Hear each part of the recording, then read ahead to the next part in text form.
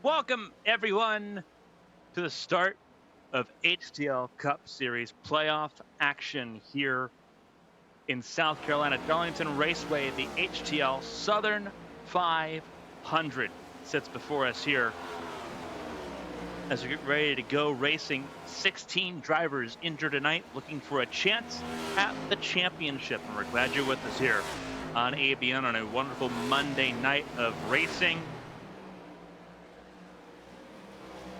8 races remain in the HTL Cup Series season. It's been frantic. It's been absolutely amazing. 49 drivers currently registered for the event here, close to that 40-car limit.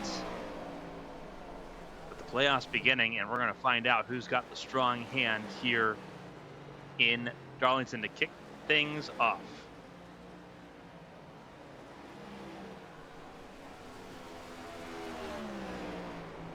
So let's go ahead and go through the running order for the playoff points and how they stand entering tonight's race here in Darlington. John Hagan leads head and shoulders above everybody entering this, scoring the most bonus points for the start of the playoffs here. 2 rounds in this playoff format, the round of 16 and the championship 8.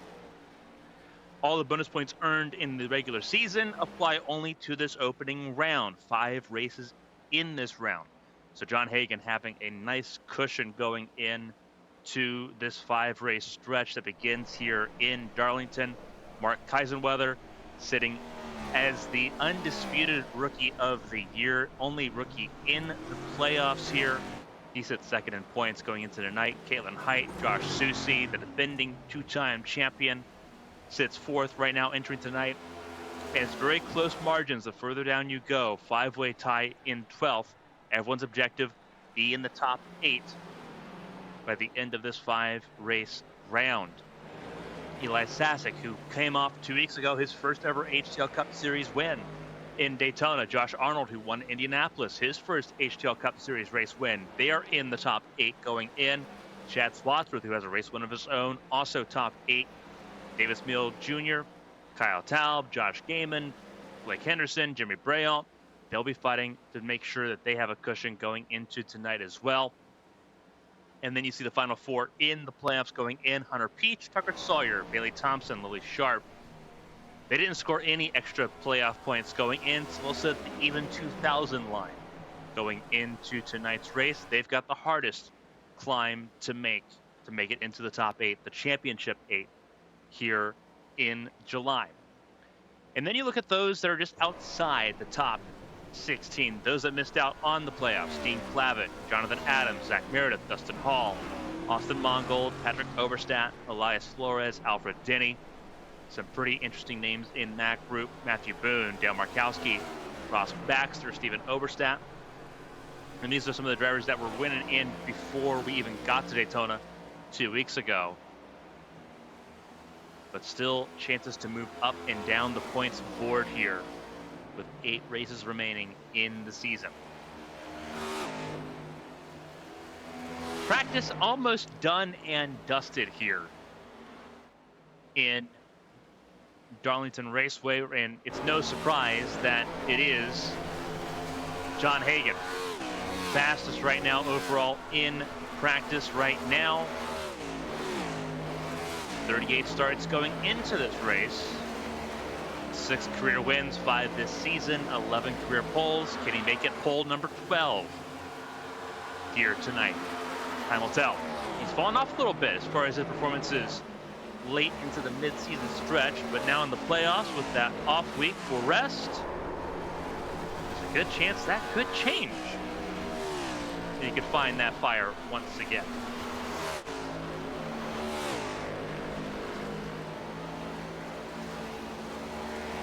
Mark Eisenweather, second place on the timesheets, but over a 10th back. Jonathan Adams, who was so close to a race win in Daytona 2 weeks ago.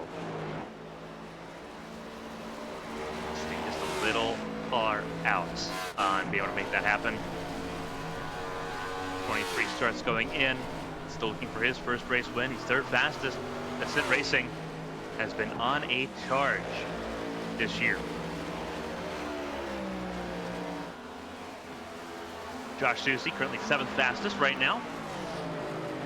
12 wins, second most in HTL Cup Series history. 3-time defending champion, easily in the playoffs, going into Daytona a couple weeks ago. But now it's time to get down to business here for the Gibney Racing Division cars. Chad Swatsworth, car number 18 in position number 9. His 103rd start tonight. 4 wins, including 1 this season. He's been very successful here at Darlington in the past. So he's trying to work on chipping away at getting closer to that top 5 and having that race pace pretty well settled and figured out.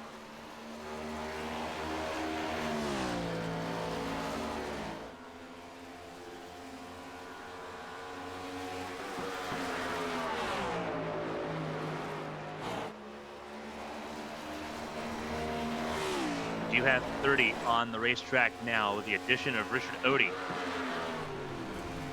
Just now jumping on the racetrack, so we did get to a solid and sturdy 30 to get us kicked off here in the playoffs.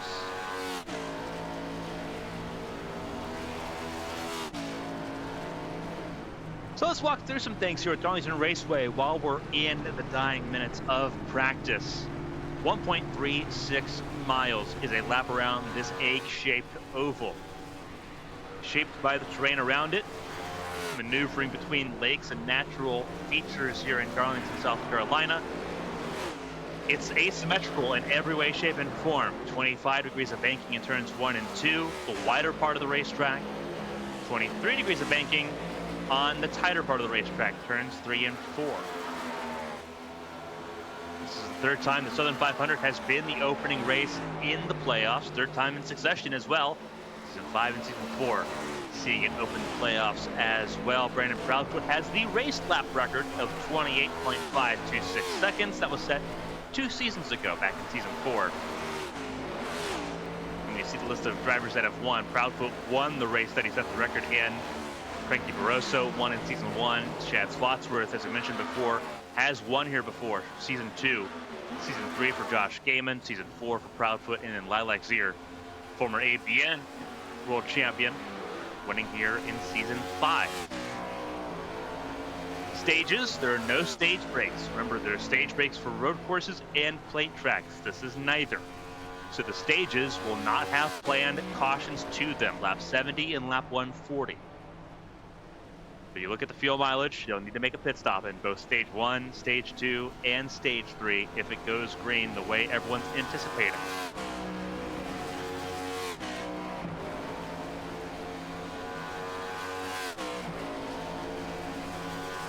Of course, you look at the round coming up here. Watkins Glen next week, 76 laps, a very long race at the road course up in New York.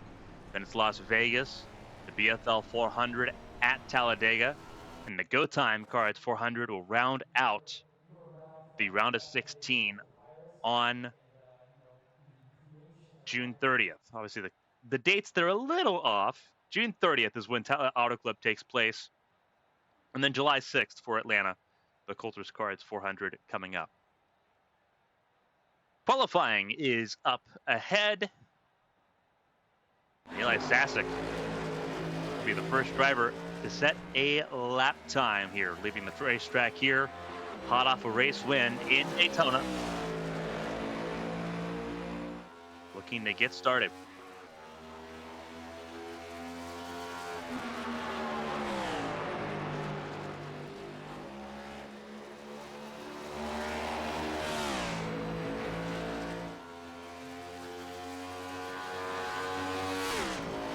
One singular lap for all the cars in the session here, 30 of them.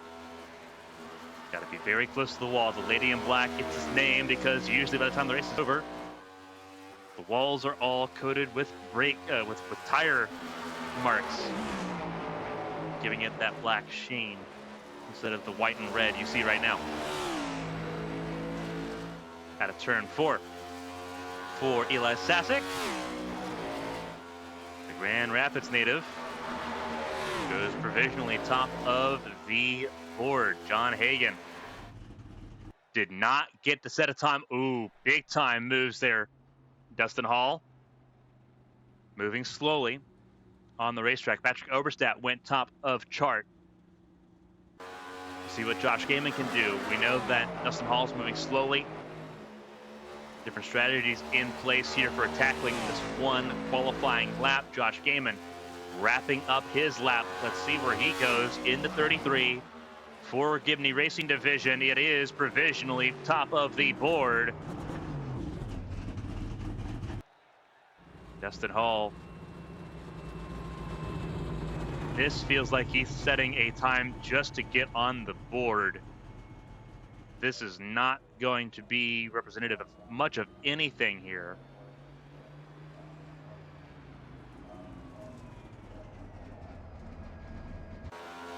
You know, Steven Overstadt begins his lap now. 21st career start for Team Ralph. Only 6 cars have set lap times. This is a very tricky track to qualify at. You tag the wall, your qualifying run is over. You spin, your qualifying run is over. So Gaiman looking for pole position here. We know that John Hagan will not be battling for his 12th career pole. Overstadt across the line. His brother already on the front row. Steven will not join him. He'll be 6th fastest. Dale Markowski on the board, finishing his lap time now. He'll be the 3rd Carolina Beagle car across the line, following Patrick and Steven Oberstadt. And Markowski goes 6th fastest, moves his teammate down to row 4. Davis Mills Jr. He's already got 1 career pole this season, looking for a 2nd. You'll notice here all the drivers in that have the teal on the roofs of their cars, they are marked as playoff drivers. We forgot to get the cyan out for the playoff drivers on the tower. Work on getting that fixed here momentarily.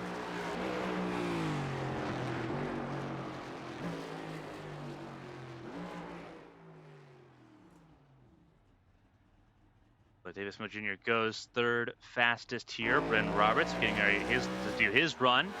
Focus on Bailey Thompson for a moment, who is on their run right now.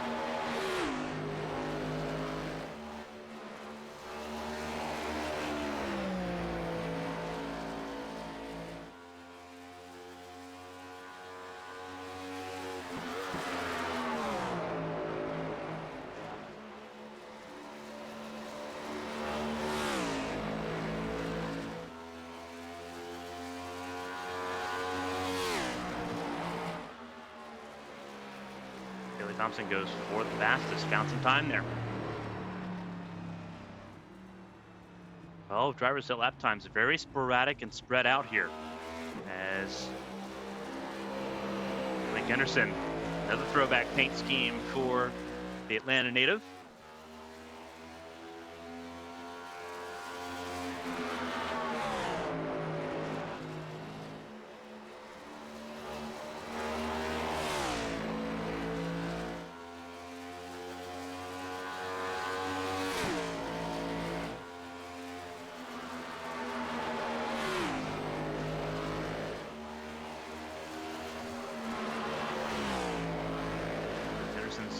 Lap time will look like here his 120th career start.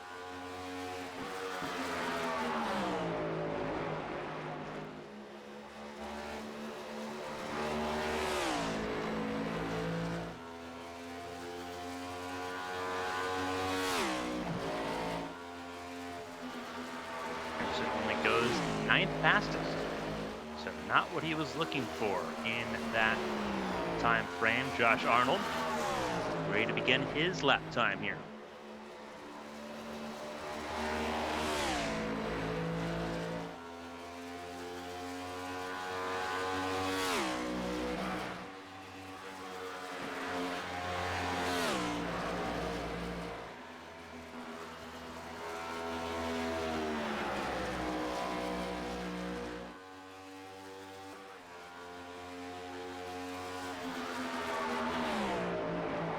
Career start, won at Indianapolis, a track very difficult to win at, trying to add to that winning record.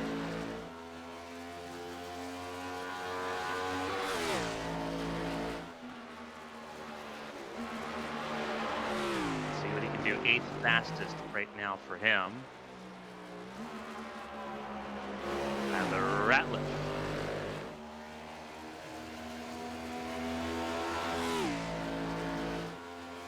On the board right now, NFG Motorsports.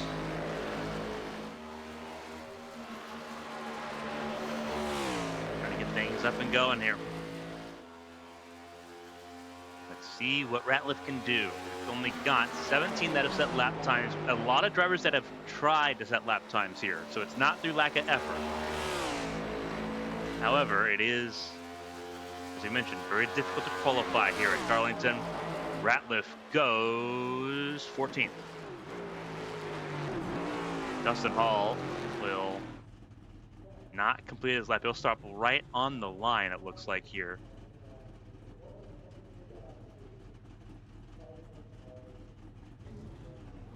Across the line and set a whopping 5 minutes 23.425. Not seen anything like that. And now he's going. Obviously, he's already set his lap time with that 5:23.425.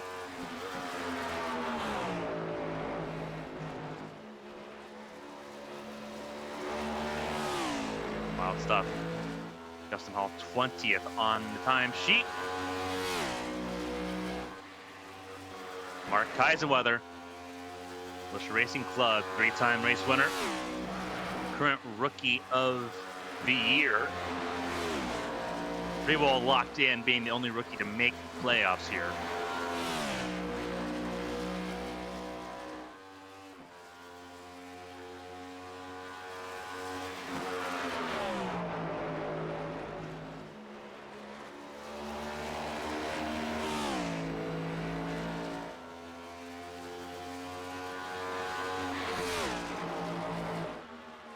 Kaisenweather goes and doesn't set a lap time. Tag the wall.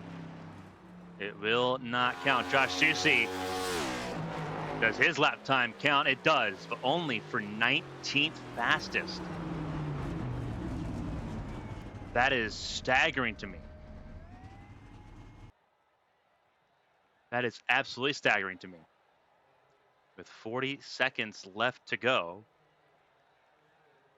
drivers that have not yet attempted a lap: Dean Clavitt, Gary Donaldson, and Angel Santiago. Drivers that have attempted and could not set a lap time: Austin Mongold, John Hagan, Kyle Taub, Jonathan Adams, Lily Sharp, and Mark Kaisenweather, all without a lap time set.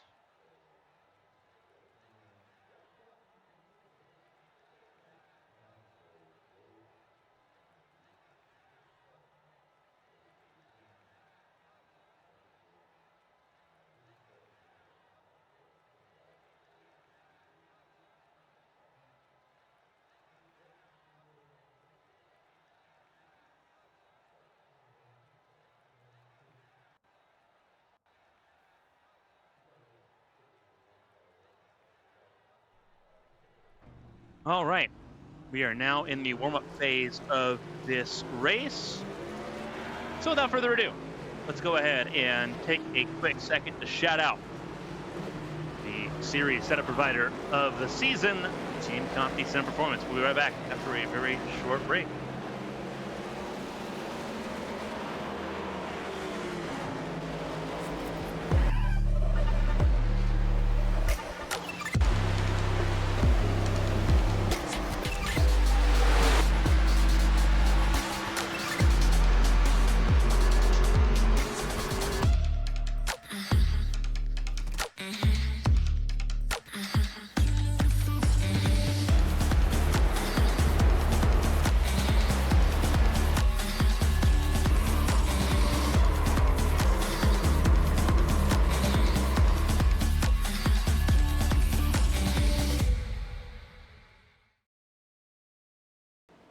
Welcome back, everyone, to Darlington Raceway, the HTL Southern 500 upcoming here on ABN. Race 18 of 25, 8 races to go in the season, all of them playoff races to determine the 6th champion of HTL. 1.36 miles a lap here around Darlington Raceway. As we mentioned before, playoffs as they stand: John Hagan, Mark Kaisenweather, Caitlin Height, and Josh Susie, top 4 going in.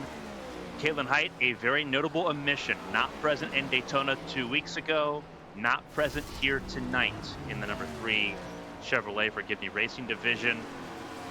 So Josh Susie will be the strong-armed defending champion, trying to go for a three-peat here in the HTL Cup Series. Eli Sasek, Josh Arnold, Shad Swatsworth, David Smith Jr., top 8 as things run to start things off here.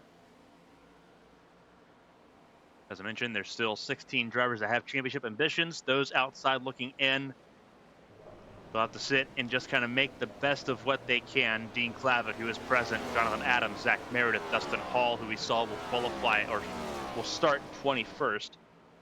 Austin Mongold, Patrick Oberstadt, who qualified top 10, Elias Flores, Alfred Denny, your top 24 here in Darlington.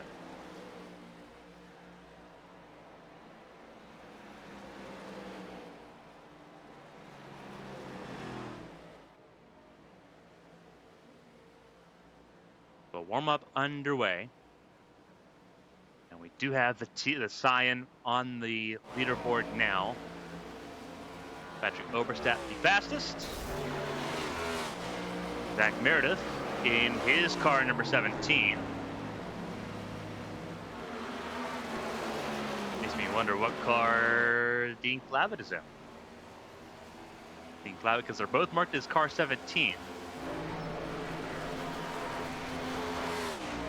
Not sure what's going on there. I guess we'll find out as we go along.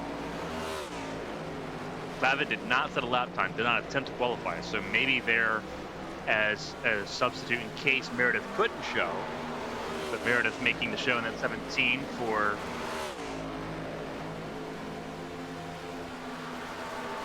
Santiago Racing Club will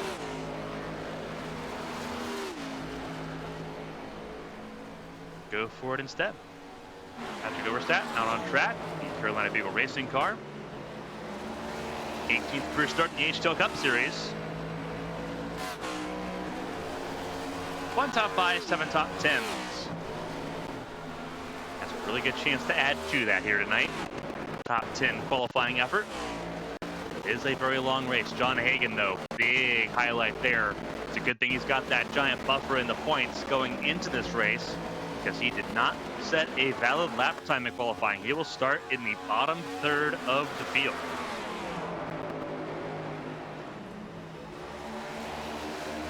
So keep an eye on the 97 as he tries to carve his way through the field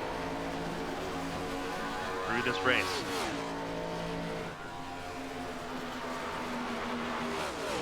And those they're going to try to have to get around through will not let him go through so easily. That is assured. Practice is done and dusted, which means that it is time to get ready for the starting grid here in Darlington.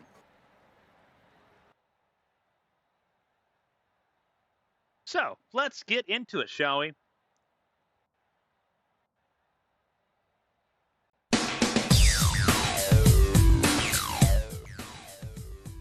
So it's Zach Meredith and Brendan Roberts. That will be, I feel like that's not entirely accurate. So let me go ahead and let's refresh that here for just a moment. Because that would be actually in the hands of Josh Gaiman. There we go. Josh Gaiman and Zach Meredith, your front row here in Darlington. Gaiman on pole position, Meredith lining up second. Then it's Bren Roberts and Yair Rodriguez. Sorry, and Patrick Overstat, row 2. Yair Rodriguez is in row 3 alongside Hunter Peach. You see Overstat, best qualifying rookie this season, or here in Darlington. He'll try to keep that up. He's pretty strong here in Darlington, on top of also being good on the plate tracks. Rodriguez and Peach, as I mentioned before, in row 3. Rodriguez filling in for the absent Elias Flores. Daley Thompson and David Smeal make up an all playoff driver row number 4. Your top 10 capped out by Josh Arnold and Shad Swagsworth, teammates there for Militia Racing Club. Both of them looking to make their way forward here. Swagsworth a winner here in Darlington. Arnold trying to join him. Row 6 is where you'll find Blake Henderson and Eli Sasick. Both of them looking to make some momentum here in their playoff runs. Jeremy Braille and Tyler Ratliff in row number 7, just outside the top 10. Dale Markowski, Steven Overstat, teammates there for Carolina Beagle Racing in row number 8. Row 9, Tucker Sawyer and Zach Apperson make up that row. Your 10th row, Josh Susie, not where he wanted to be. He'll have to work his way through the field as well. Richard Odie alongside him in 20th. Justin Hall qualified 21st alongside John Hagen. That's going to be a power-packed row, 21st and 22nd. Mark Kaisenweather, Dean Clavitt also did not set lap times here. Clavitt, we do not believe, is on the racetrack. Actually, he is on the racetrack here, racing in car 17. So we'll see how that plays out here in Darlington. Willie Sharp and Kyle Taub also did not set qualifying lap times here, with work to do from row 13, 25th, and 26th on the grid. Angel Santiago and Gary Donaldson will make up row number 14. The last row, Austin Mongold and Jonathan Adams will make it up. And that is all 30 cars here in Darlington.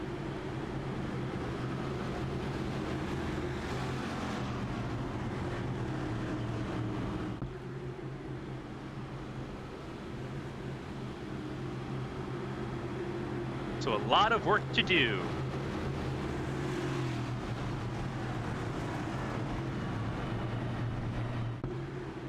To get us forward here in Darlington. As we mentioned before, we'll pull it up here at the bottom left of your screen. Stages, lap 70 and 140. No planned stage breaks. So they've got to drive through it here. Need pit stops in all 3 stages tonight. One of the longest races on the calendar. One of the most enduring races on the calendar alongside the BFL 600 in Charlotte. It is a crown jewel, so a little bit more pressure to perform here tonight. It's also a driver-centric track. A lot of drivers love this place. Things get very passionate here in Darlington. We're glad you're with us here for the start of the HTL Cup playoffs.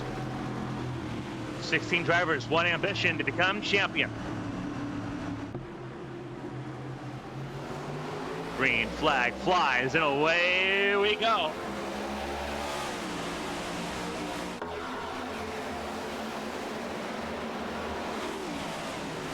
And Gaiman gets loose early, the pole sitter. Gets really loose early. Struggles early and immediately drops from the front of the field all the way back. Now we're down in 24th and hemorrhaging.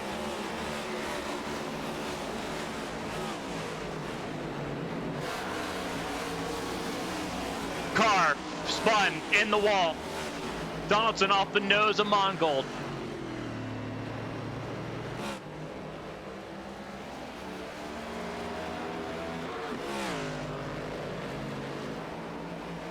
So trouble early. At the front, it is Zach Meredith that leads the way. Meredith over Overstaff, over Pete Rodriguez, and Bryn Roberts, your top 5.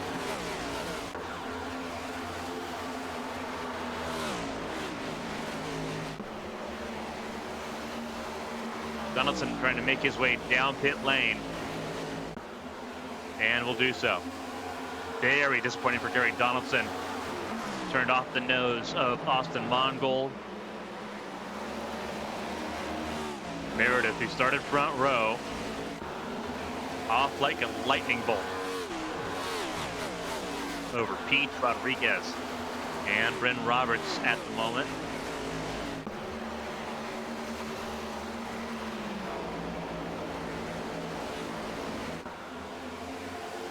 Oh, car loose. That is Bailey Thompson,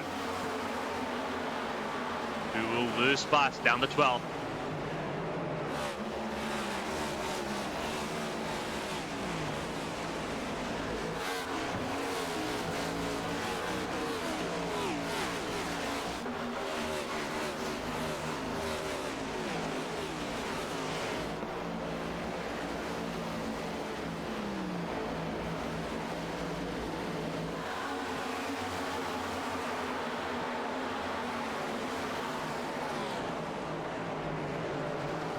Top 2 in the points, Kaisenweather and Hagen, trying to make their way forward in the top 20 right now. Kaisenweather up 5 spots, Hagen up 3. And they are right now stacked up behind the 95 of Tucker Sawyer.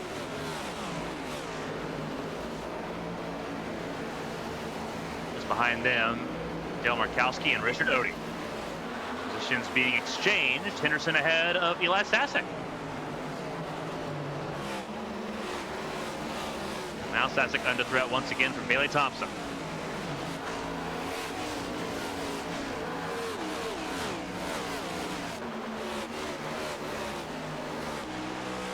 On over Sasek. This is how close you have to get here in Darlington.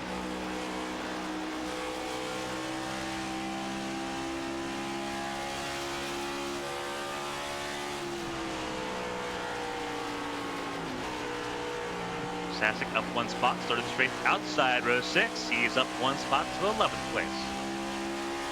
Trying to chase down Bailey Thompson. See Henderson got really loose. We saw a little puff of smoke, and this would be why. Henderson will lose another spot, this time to the 38 of Overstaff.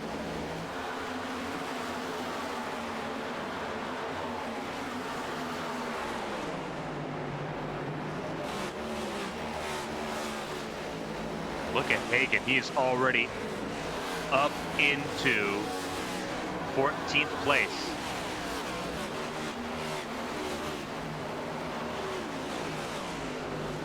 Look at this bottleneck here. This is just outside the top 10. Henderson in the wall. Same with Apperson. Both Tombstone cars in the fence. Henderson struggling mightily here.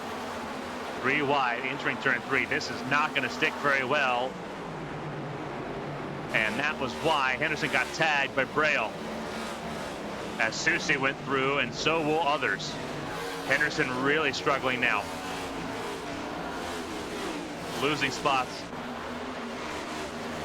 in a massive way. Henderson now down to 19th place and still not comfortable in that 25 machine. Just continuing to drop back.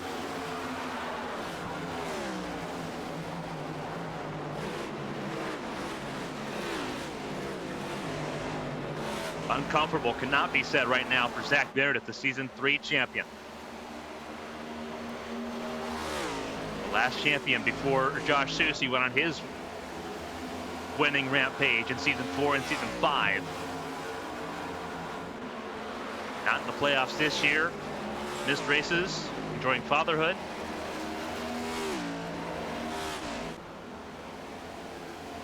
But showing that he has still got pace in that 17 car. That public 17.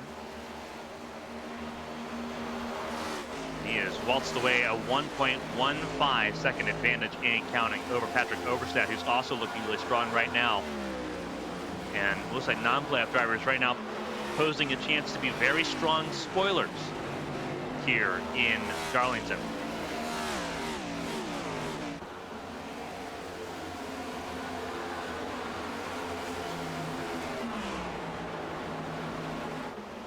Meredith, Overstat, Rodriguez, and Roberts top 4. Hunter Peach right now the best playoff driver in 5th.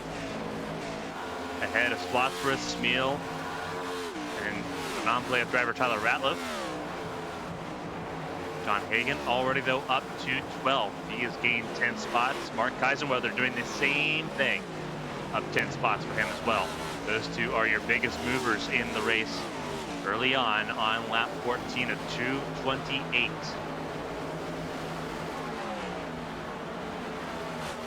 Josh Susie up 5 spots. 3 of your strongest, 3 of your expected championship fighters sitting right now outside the top 10. A lot of time though, a full pit stop cycle to go in stage 1 alone.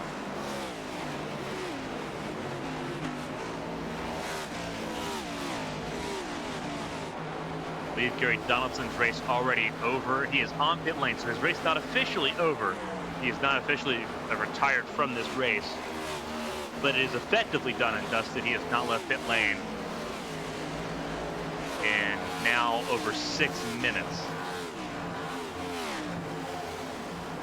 Austin Mongold, last car running on the lead lap, 29 of them lead lap as things sit. Tucker Sawyer struggling a little bit now as tires begin to fall away. Tucker Sawyer, his first genuine stock car campaign, his first time to Darlington Raceway. We've already seen veterans bite the dust here in Darlington. Blake Henderson trying to recover after biting the wall himself a little bit. Braille gets a little loose out of 2. And now it'll be a dogfight once again mid-pack as Sawyer really struggling to make way. One of the rule changes announced in the playoffs here. There was an incident point limit in the regular season.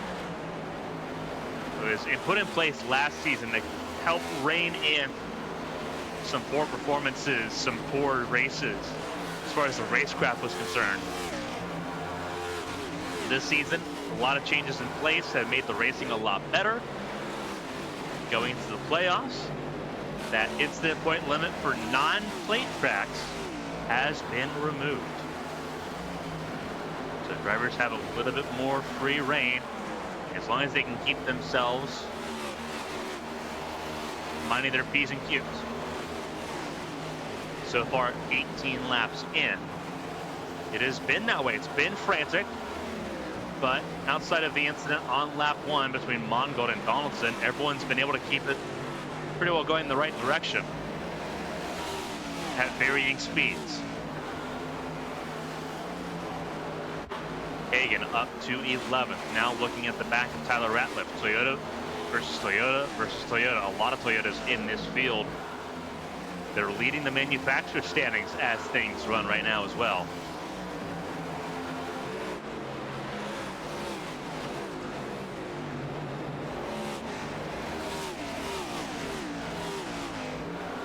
Lap 20 now underway.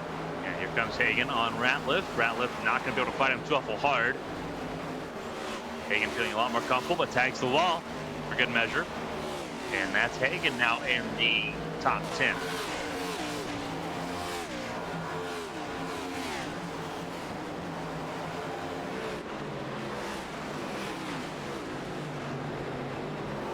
Remember, there are no more playoff points to be offered. You cannot use bonus points in a championship 8. So what Hagan is doing right now is what everyone's trying to do, and that is trying to secure enough points to lock in before you even get to Fontana on June 30th. Sorry, on July 6th. My apologies. The graphic that we had that had the incorrect dates is what kind of threw me off here. It is June 30th, actually. My mistake. It was June 30th. July 6th is where you'll go to Atlanta for the Coldest Cars 400.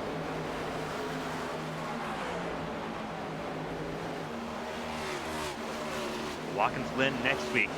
Going to give different opportunities for a lot of drivers here. Lily Sharp, one of those expected to shine there a lot, has not been shining very bright right now, down in 24th place. Sharp really struggling and struggling out of turn 2. That 19 Toyota. In the wall in turn 2 and the wall in turn 3. And you will start to see cars go a lap down here. I would genuinely believe. Austin Mongol still 29th on the lead lap. 20 seconds though separated from the lead of the race.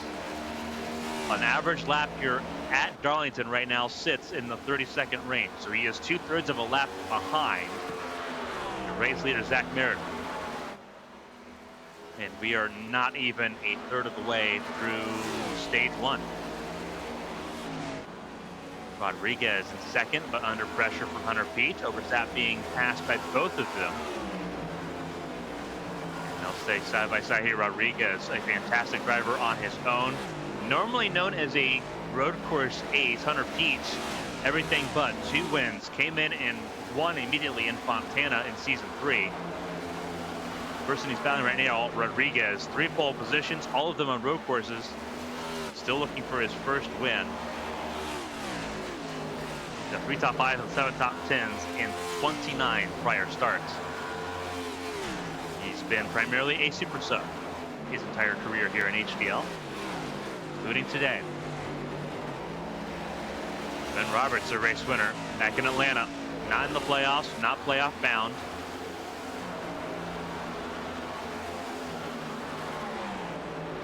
But doing a great job subbing in for Carolina Beagle Racing into that number 8 car. Finding some immediate success to tandem along his time in the ARC's HTL Cup Series that he's in right now. Top of that, some sporadic appearances in the ABN Champ Car World Series,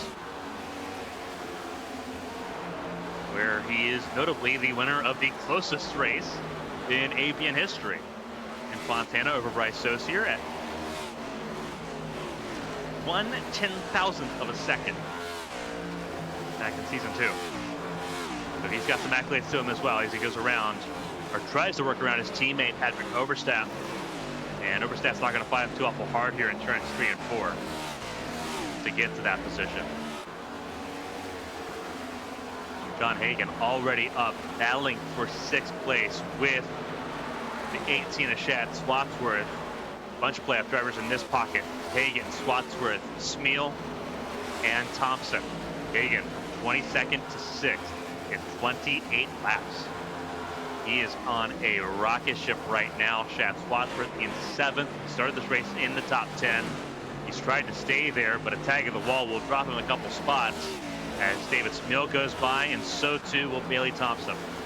David Smeal qualified in 8th. He's been 8th most of this race, getting a spot right there on Chad Spotsworth. Thompson from 7th to 9th, dropping 2 spots. Dropped those spots early, but has stabilized out in the top 10. Mark Kaisenweather, his gain has also slowed. He is up to 10th from 23rd on the grid. But he has lost touch with John Hagan as Hagan has gone on a rampage.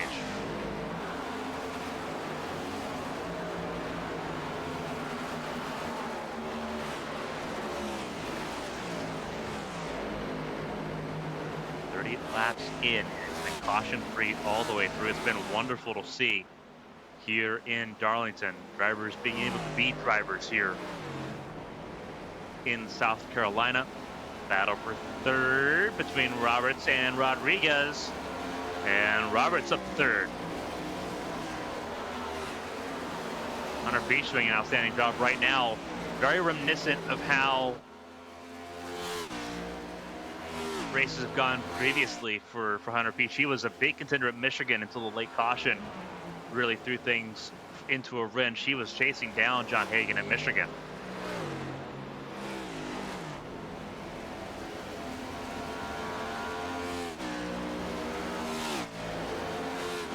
Strong again here. This time he has to worry about Hagan being behind him. I think the biggest breakthrough right now for Peach is that it's been green.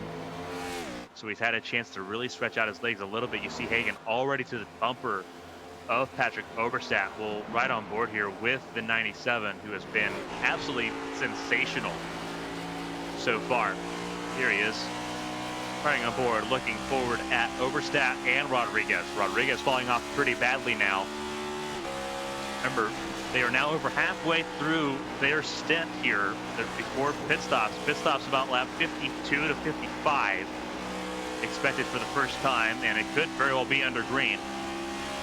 A lot of haze from the sun beaming right into the eyes of all the drivers into turn 3. This will turn into a night race. The sun will set, the lights will come on, and the track will cool down dramatically.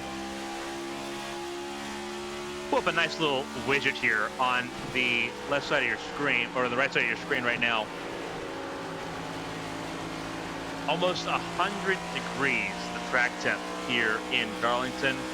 For those that can't read it in Celsius. It's also pretty windy.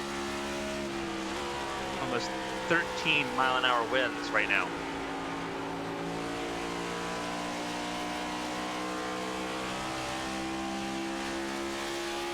Hagan makes his way up into the top 5 around Patrick Oberstadt.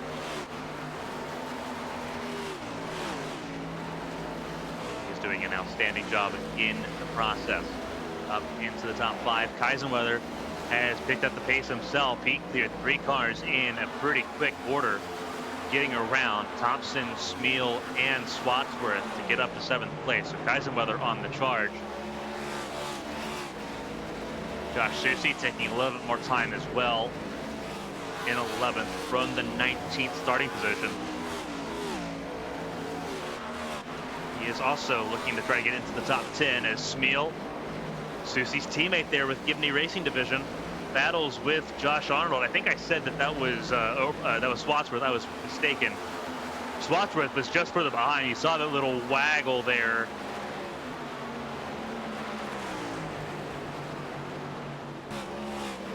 Swatsworth losing out to Tyler Ratliff.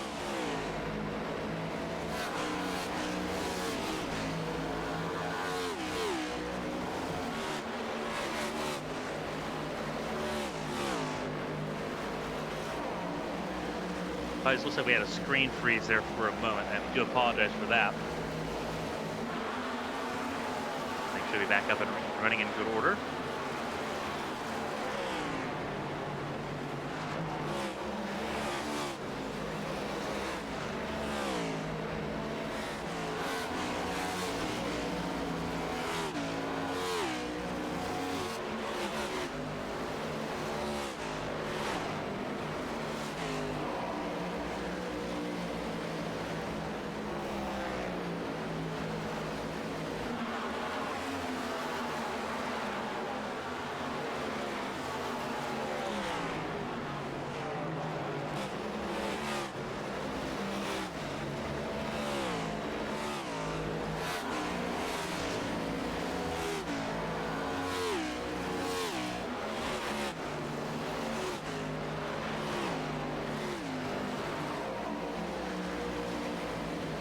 Wadsworth right now in the 13th spot. He's lost a lot of time there to Tyler Ratliff. Susie up into the top 10, got around his teammate David Smeal. And they're going to try to make their way forward together as a tandem. Hagan and Kaisenweather both got around Oberstadt and Rodriguez. Rodriguez got loose out of turn 2 a couple laps ago and dropped to 7th place. So Hagan now up to 4th as lap traffic now in the way. That is Lily Sharp going a lap down, or trying to go a lap down. Look at how much the lap traffic has slowed down. Your race leader, Zach Meredith, now under attack from both Peach and Bryn Roberts.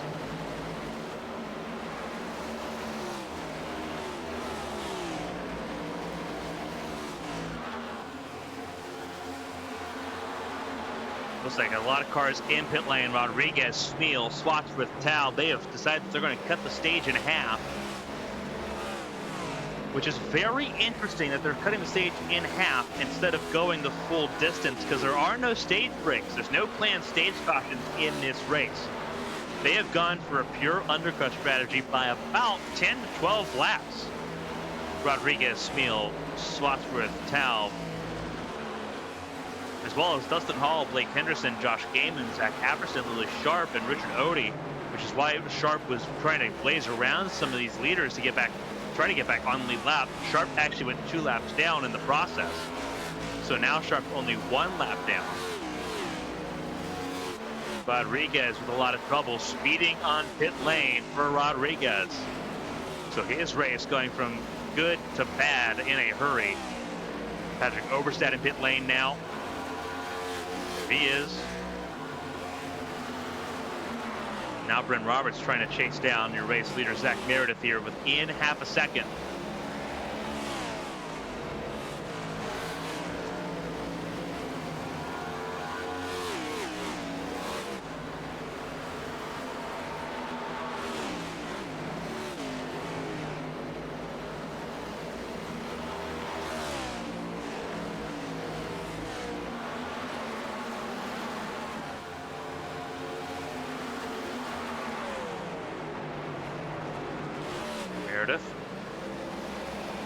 Still holding on to the race lead. He has led every lap so far in this race, but look who is lurking and charging forward. John Hagan up to P4, and he is now in this fight. Here comes Bryn Roberts trying to get himself forward, and there's Mark Kaisenweather in 5th as well, just in the background. Bryn Roberts looking to take over the race lead here to end lap 45.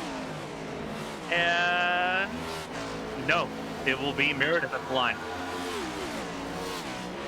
So Meredith's got at least 1 more lap, and Roberts will sail it into turn 1 and 2 and take the lead over from there. But now you know that John Hagan's not far away, with pit stops lurking in the distance for those that have yet to pit. And speaking of pitting down pit lane, comes Zach Meredith.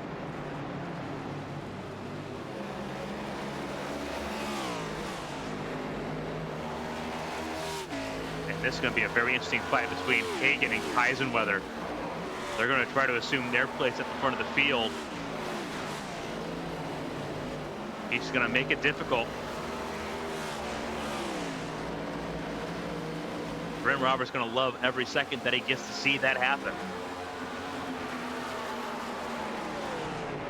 I do believe that staying out longer and going the full fuel mileage is the way to go. Pull it up here, bottom of your screen. Mileage expected to be 52 to 55 laps. Some pitting up to 15 laps earlier than expected.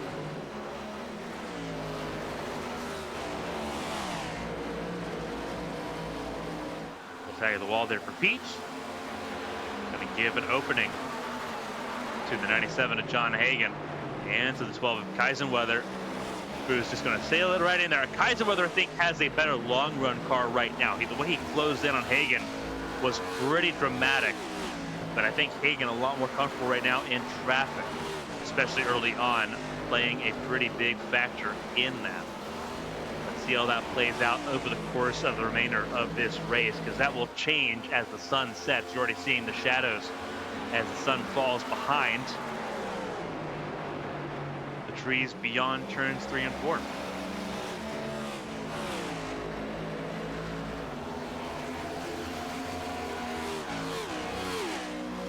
Roberts now leading us to start lap 50. Lap car up the road. That will be, I believe, Angel Santiago. That is about to go a lap down. It is Angel Santiago. Santiago staying out of the way, goes to the bottom of the racetrack, and lets all three go by. Pretty mindful, minding her P's and Q's there. 83 of Dale Markowski, I believe, just came out of pit lane, if I'm not mistaken. Sorry. The wrong guy? Yeah, we did. Dale Markowski just came out of pit lane. He will try to catch up and pass the leaders here. Eli Sasek down pit lane. Very staggered pit stops here for the field so far. Now the fuel window is well and truly open at the end of this lap, lap 52. Let's see how everyone stands here. Sasek going a lap down. In pit lane, that was Steven Oberstaff. And Jeremy Braille.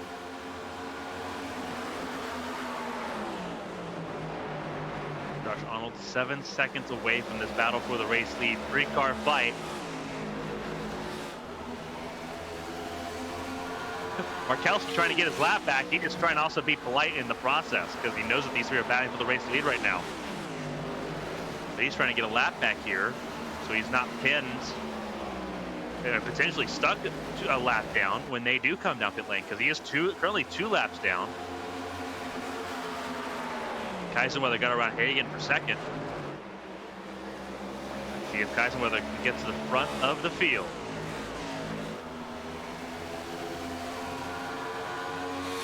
Might be a little close, would have to say.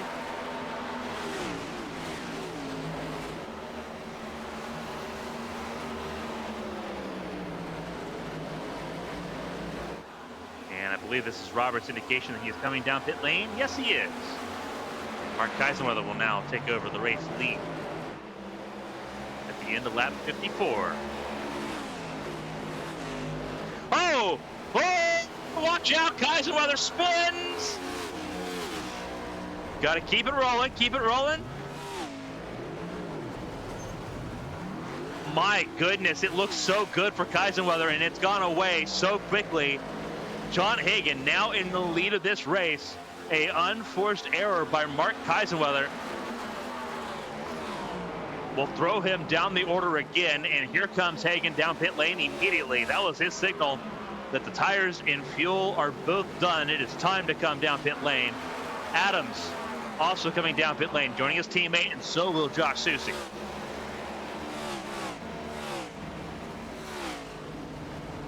Dean Clavitt got around Kaisenweather. Kaisenweather coming down pit lane pretty quickly. He backed it into the wall, trying to avoid a caution. Great job by Kaisenweather. Great awareness to not draw a caution there. If he had rolled back forward, it would have been. And that would have put a lot of cars down a lap. Austin Mongol staying out. Same with Dean Clavitt. So Clavitt leading a lap here, and he will come down pit lane quickly. And that number 17 Sprint machine, a little bit of a hybrid car, not the traditional throwback. Austin Mongold missed pit lane. He will lead a lap here, but he is under duress here, big time, trying to get down pit lane before the car runs out of fuel. Dustin Hall in all of this melee pit super early, pit on lap 32. Took an aggressive approach. He inherits the lead of this race over Zach Meredith as Kaisenweather comes out of pit lane. So Dustin Hall inherits the lead of this race on strategy at the moment. He is off sequence on lap 32, but he is ahead of Zach Meredith, who did re-inherit his spot in the line. Over Pete, Patrick Oberstadt, Josh Gaiman, Brendan Roberts. Hagan dropped right back down to 8th place, so his climb still is far from over here in Darlington.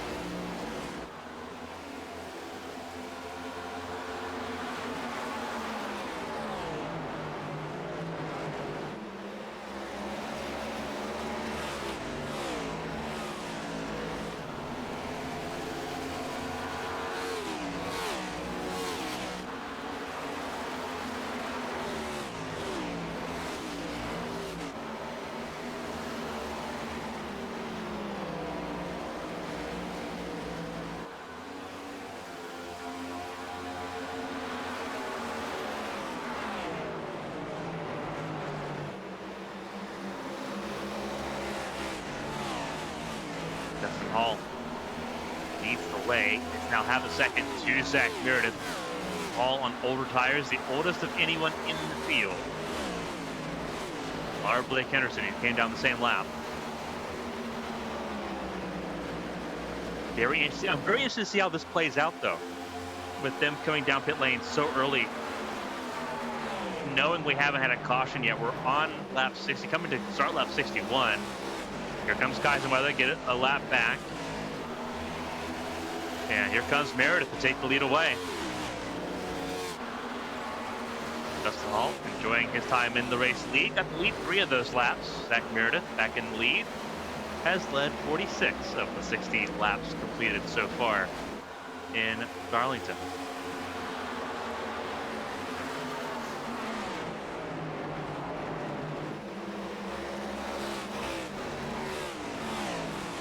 Here comes Hunter Beach, who has yet to lead a lap in this race, but he has been competitive all race long. See how it plays out for the field here. Oberstadt back up to 4th place ahead of Brent Roberts. And Josh Gaiman, your pole sitter, after a very bad mistake on lap 1 that threw him down into the lower 20s. Crashing his way back forward in 6th. Lap since the last pit stop. We'll show that now on the tower overlay here. Dustin Hall last pit 30 laps ago. Same with Blake Henderson. You see the difference in those that made pit stops earlier versus those that made stops later. Peach and Meredith right down the middle between the two strategies there. Bren Roberts and John Hagan with the freshest tires in the top 10.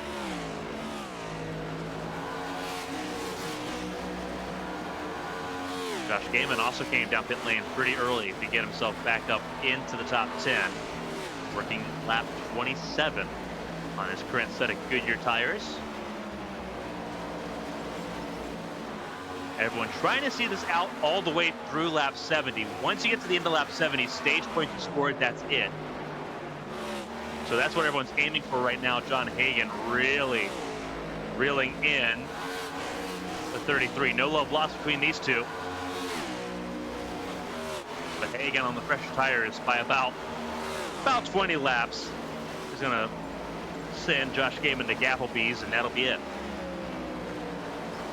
And Dustin Hall going to be struggling even more these next 5 laps just to get to lap 70 to try to score some stage points. Not a serious reason to score stage points for Dustin Hall. He is not in the playoffs. But it does give advantage to Hunter Peach. Some more cars between him and the rest of the playoff drivers in the top 10.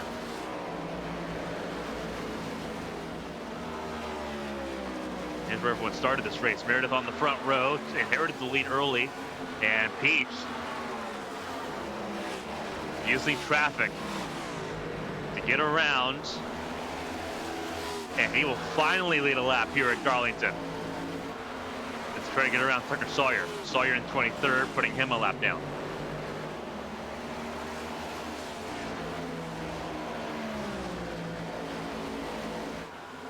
Two cars on the lead lap.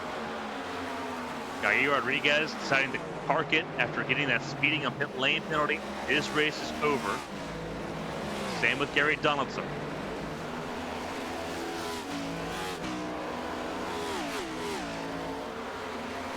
Looks like Jonathan Adams may have joined him there. Adams actually still on pit lane. Same with Richard Odie.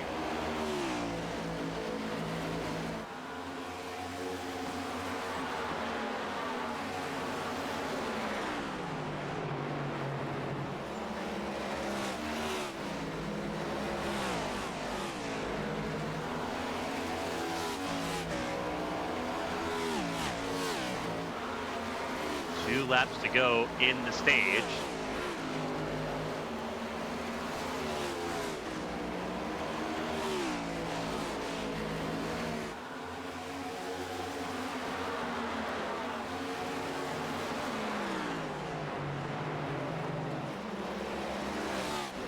He's looking for a stage win at the moment. John Hagan will gain a spot on Dustin Hall. A great strategy call by Dustin to move into the top 10 here. Still strongly in the top 10. Same with Josh Gaiman.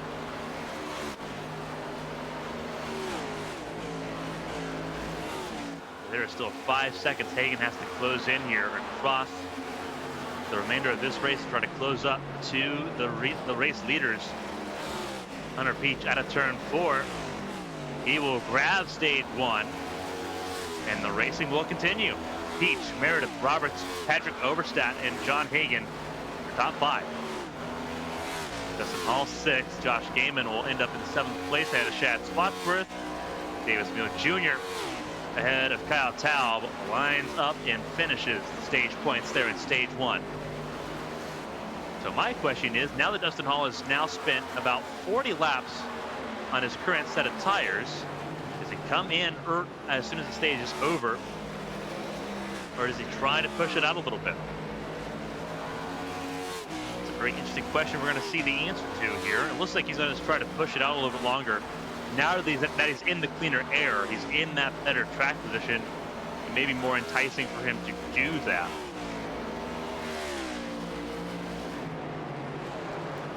Beach in pretty clean air at the moment as well.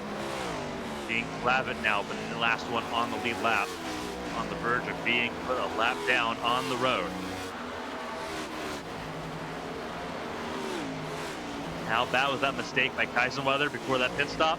Down in 21st place after challenging to get up into the top 10 and really get right as soon as he got to the lead of the race. It all went away.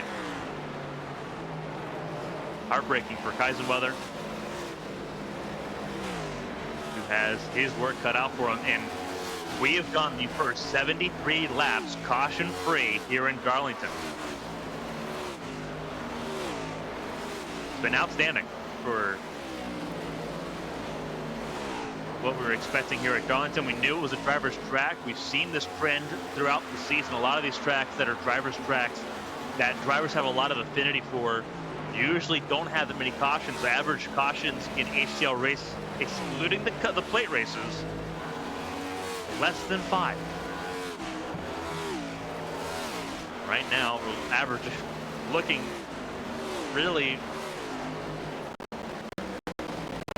realistically, we are over a third of the way through this race. We have had none. Tracking really well here in Darlington at the moment.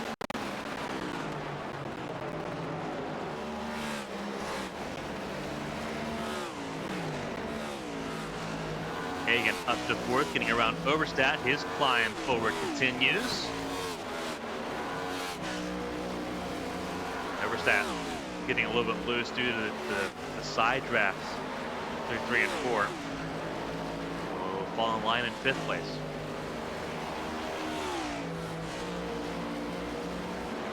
We've passed lap 75, so we'll pull a QR code at the bottom of the screen. Team Conte's in performance. NASCAR iRacing Series season well underway. Still have some pretty big races coming up here in the NASCAR Racing Series as well, including the Brickyard 400.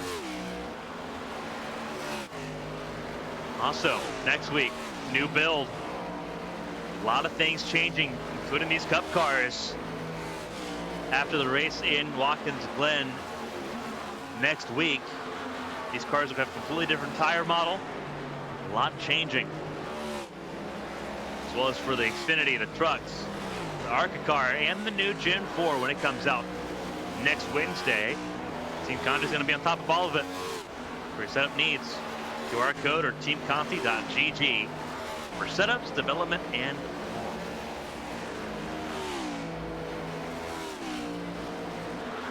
Hunter Beach continues to lead the way. It is John Hagan on the charge. Biggest mover, 18 spots in this race. All the way from the 22nd starting position to the 4th spot. But he's got a mile to gain before he gets to the top 3. Meredith, Peach, and Roberts. Roberts, who has gotten his way back to the front of the field. But it is a tight fight between these two as they swap the lead back and forth. Here they go. Ben Roberts with 9 laps led today. Trying to get into double digits. Hunter Peach has already gotten to double digits, 12 laps, and he didn't start leading really until late in the stage 1. He's looking pretty strong right now. Again, those in teal, or cyan, my apologies. Those in cyan are playoff drivers. They are contending for a championship. Those in blue are not. They're looking to play spoiler. As you can tell, we got a few spoilers in the top 10. Roberts, Meredith, Oberstadt, top 5.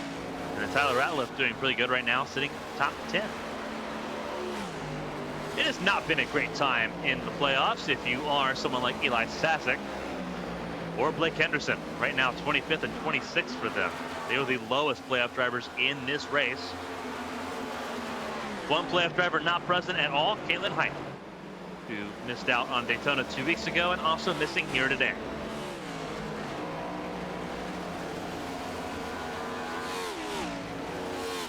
Roberts, Peach, and Meredith, top 3.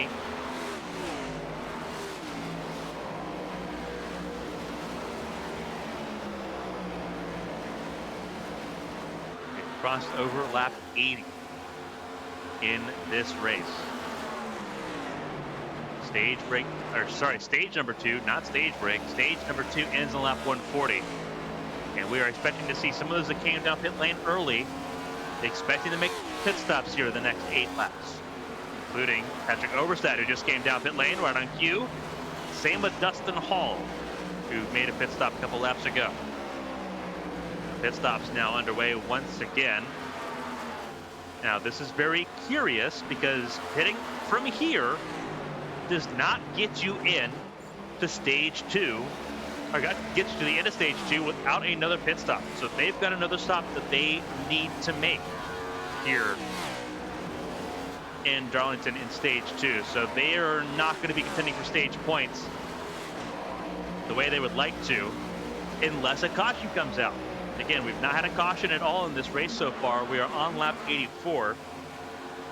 So we are in pretty uncharted ground as far as racing here at Darlington. Usually we would have seen a caution, statistically speaking, in the first 50 laps of this race. That has not been the case. So everyone trying to figure out how they're planning. No one expected this race to go this green this long. And currently, Bryn Roberts, Hunter Peach, they are reaping the benefits of that. John Hagan also reaping the benefits of that as well. Obviously, he is on a different cycle than those at the front of the field. They will come down pit lane and he will cycle into the race lead from from 3rd place right now, just getting around Zach Meredith. But different strategy calls going on right now.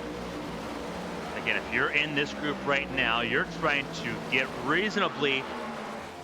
get as far beyond lap 90 as you can. Hagan can do that pretty comfortably. Hagan can realistically get to about lap 110. I think lap 112 is his expected pit stop window if he goes as long as he did in stage 1. And it's very imperative for these drivers to come and to stay out as long as possible. If a caution does come out and they stay, they got a free pit stop and they don't go a lap down.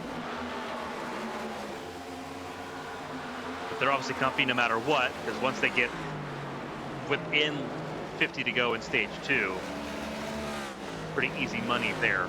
It's just how well can you set yourself up for the end of the race, realistically speaking. Hagen closing in though. He's not dealing with Mark Kaisenweather. He's not dealt with the same amount of traffic. He's not dealing with Josh Susi, who's in 9th right now. Doing a great job. A lot more cars in the pit lane. We are down to, I believe, 15 cars on the lead lap with a lot of pit stops happening right now. A lot of cars, 2 laps down or so. That's how much time you lose on pit lane. It's a 30-second lap thereabouts, and pit lane is pretty slow. 45 miles an hour, the pit speed limit. As you see, John Hagen attacking the 20 of Hunter Peach as Bryn Roberts leads the way. Hagen will clear Peach here.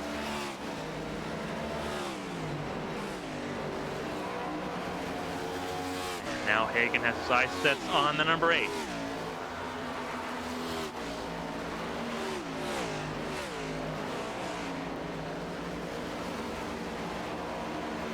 Hagen was 5th in stage number 1.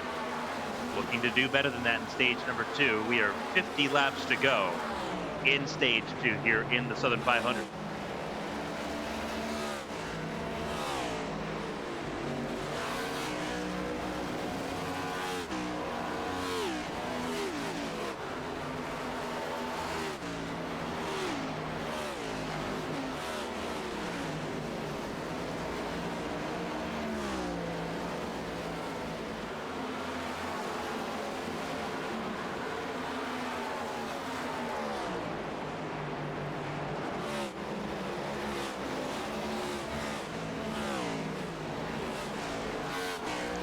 Take a second step away so I could pour myself a refreshment. It's been non-stop here. And again, uncharted territory. Usually we would have expected a caution by this point. Not been the case, so it's been non-stop for us too. And Hagen gets a little loose out of turn 2. Tire wear beginning to get to him right now.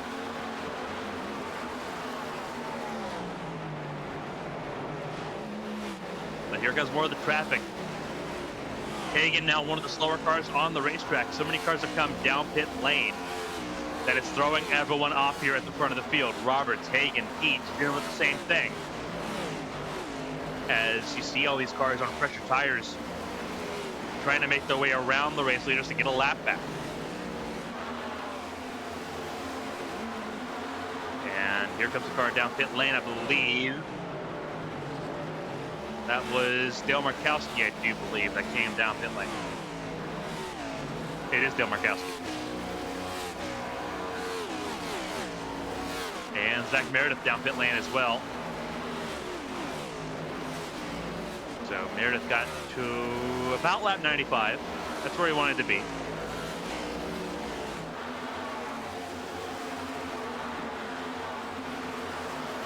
Hagen right there on Bryn Roberts, trying to get to the lead of this race. See Blake Henderson, who's made a pit stop here. He's faster than both of them right now, trying to get a lap back. And he's going to pin Hagen behind the 8 of Bryn Roberts here, trying to get that lap back. And Hagen, I think, tagged the wall just a little bit. Zach Apperson now also trying to get a lap back. You're perfectly allowed to do. There's no blue flag rules in stock car racing. At least not conventionally. There's definitely not right now. And Hagen will try to use Apperson as a pick to get to the lead of the race. And he'll do so. Hagen now to the point. Once again, and I'd imagine that Bryn Roberts is not going to be back on the racetrack too awful long. He's going to come down pit lane within the next couple laps, I would assume, at this point.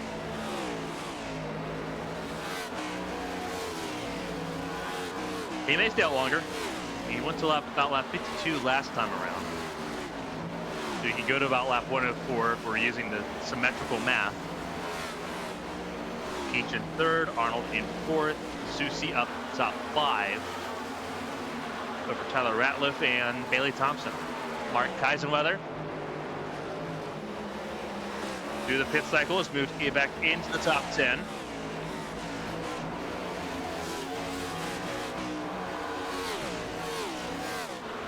And we continue to race here in Darlington as we approach the lap 100 mark.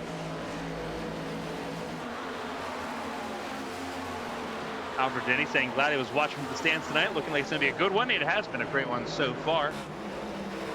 Drivers being able to race themselves free here. Some people cheering on Josh Susie as well, the defending two-time champion.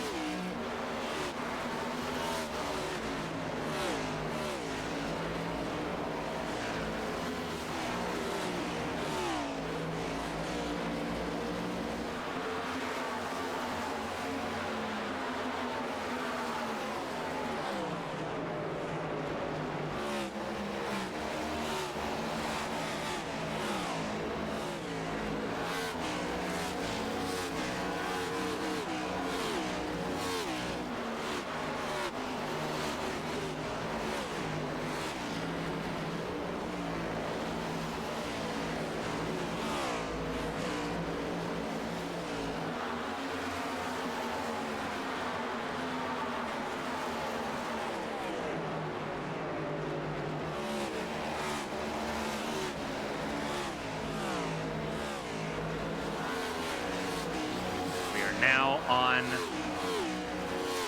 lap 100, completing lap 100. It's been a century mark of laps under green flag conditions, caution-free so far. It's been outstanding. We will have stage breaks at Watkins Glen next Monday, but it's been outstanding so far here in Darlington. Everything going on so far. Hagan leads over Roberts, Pete, and Susie. We will step aside for a quick break here. Don't go anywhere because more racing coming up here. It has been non-stop here in the HTL Southern 500.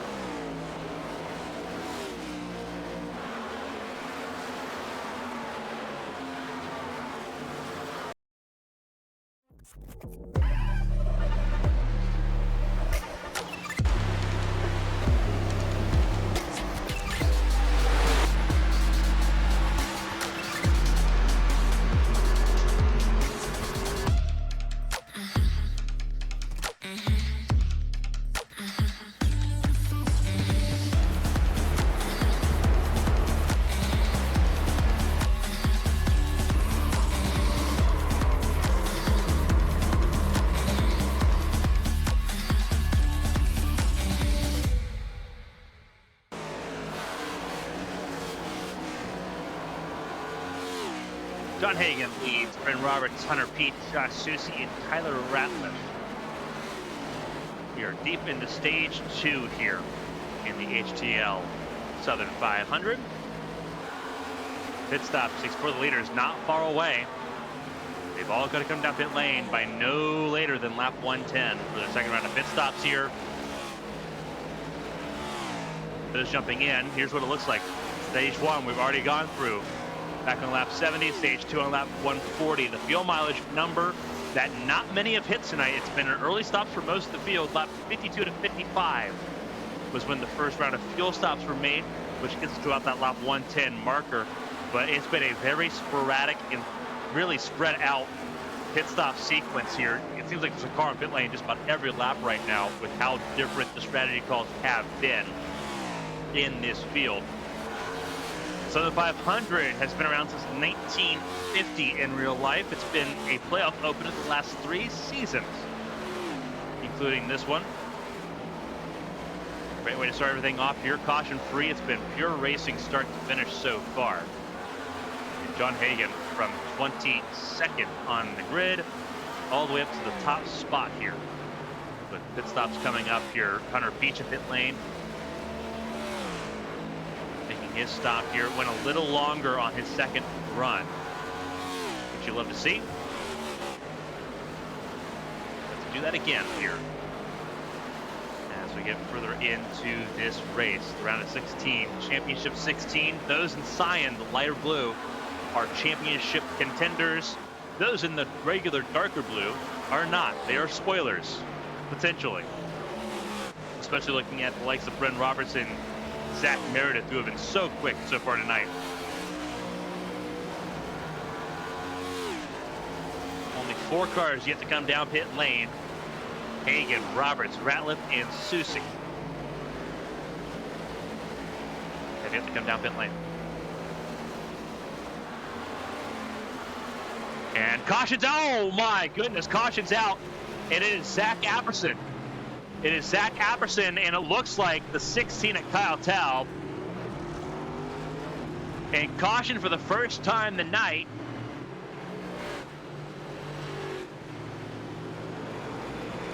Oh, goodness gracious. What happened for our first caution of the race? It seems like a 2-car incident here.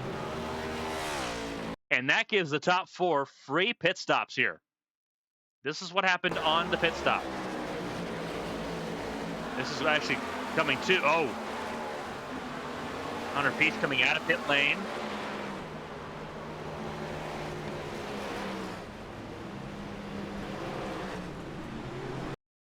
Take a look here. It seems. Get our chopper cam going.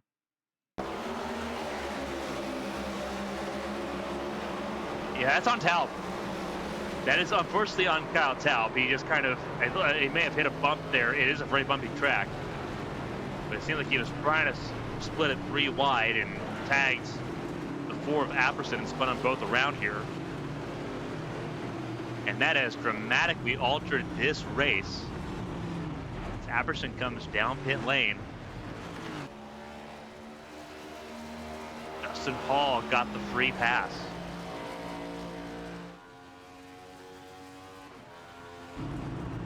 And this will be a longer caution to get everyone formed up and in position here. A lot of cars having to be really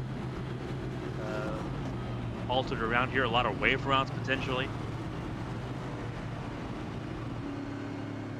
Obviously the top 4 that have yet to come down pit lane, they have now had it pretty well made for them. Hagan, Roberts, Ratliff, and Susie for the top 4. Dustin Hall in 5th, also getting it pretty well made. You see the field entering turn 3 behind him.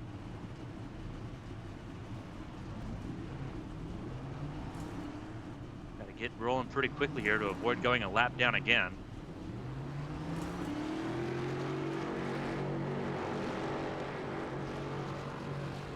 He'll do so. Josh Susie leaving pit lane as well.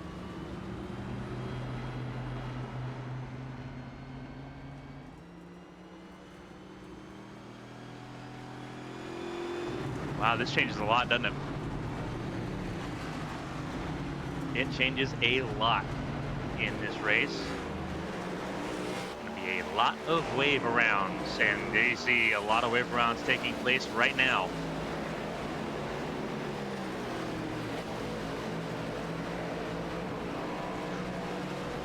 That's rough. Obviously, not everyone is fortunate there. Gives us just 13 cars on the lead lap is how that affected things. A lot of drivers not happy with that caution coming out when it did. We're going to cycle back around to about 20 cars on the lead lap had that cycle been run to completion. And now for those that took the wave around, they need to hope for a pretty quick caution to come around here. Otherwise, it's going to be a very long end of the stage to let this play out. It is Hagan, Roberts, Ratliff, and Susie, top 4. Green flag flies once again, and away we go.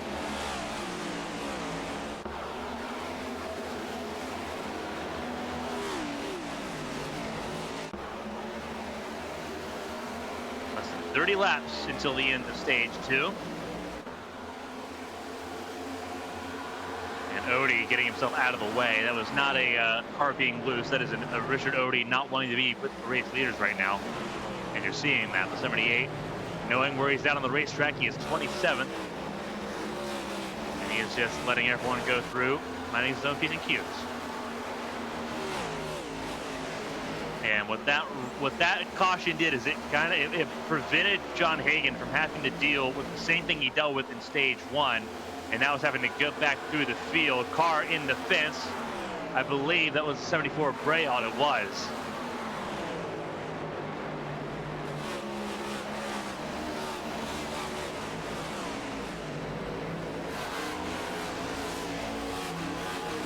This has really mixed up the field in a big way.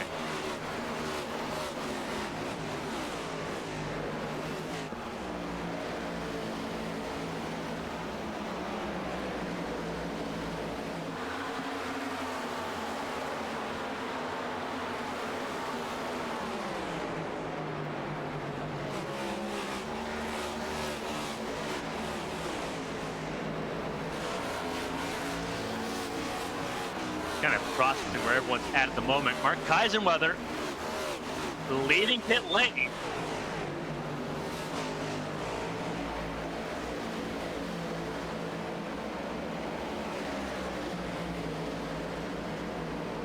I think serving a drive-through is what happened to Kaisenweather. Horrible stuff for Kaisenweather. His race once again getting set back here. Being passed by Dustin Hall, 11th and on the lead lap. Blake Henderson's still struggling, but he's on the lead lap now in 12th. Not a happy camper in the 25 camp, has not been all night.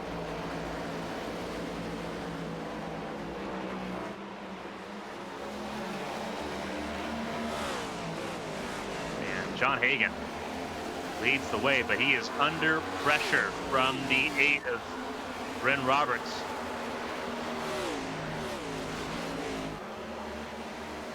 Bryn Roberts has had a lot of experience, a lot of exposure to John Hagan, both in HTL and in ARTS.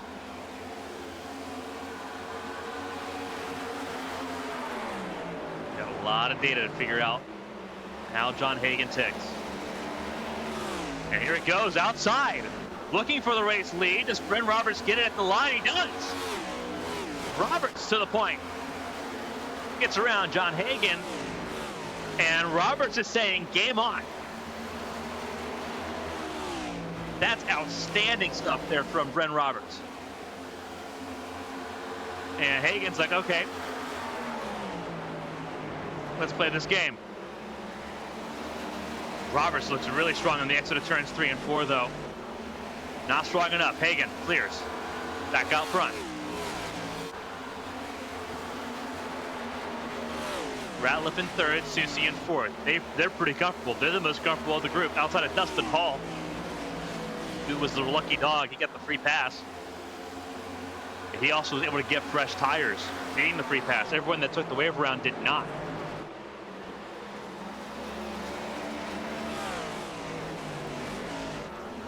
We had one caution in this race. That was on lap 109. It's otherwise been pretty outstanding.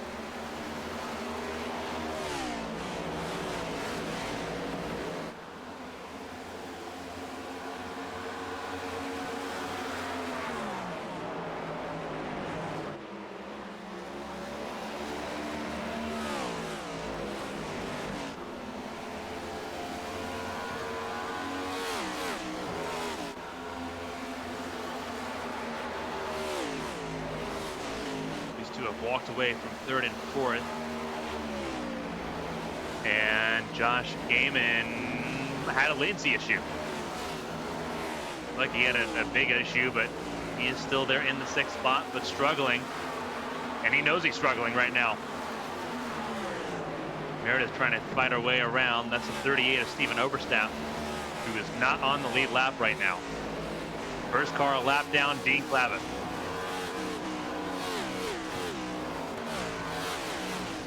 Beach in the 7th spot. He is fuming because he looked so good in the top 3 all race long. He is now down in 7th place with a lot of fighting left to do here, including getting around latency-ridden 33 car of Josh Gaiman.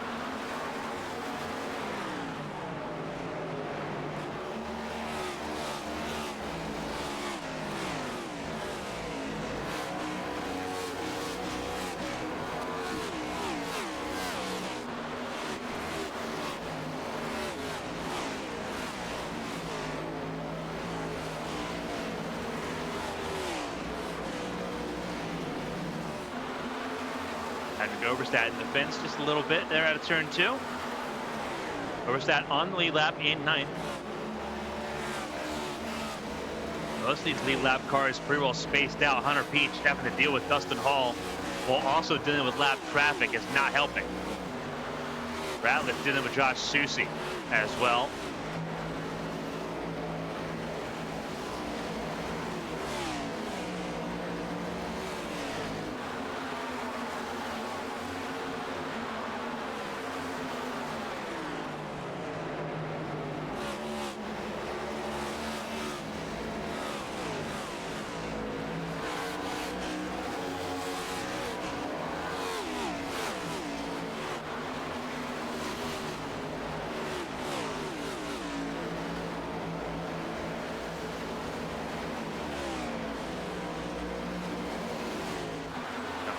Once again under pressure from Brent Roberts, who is really just sacking on the pressure at the moment. It is these two on an island right now.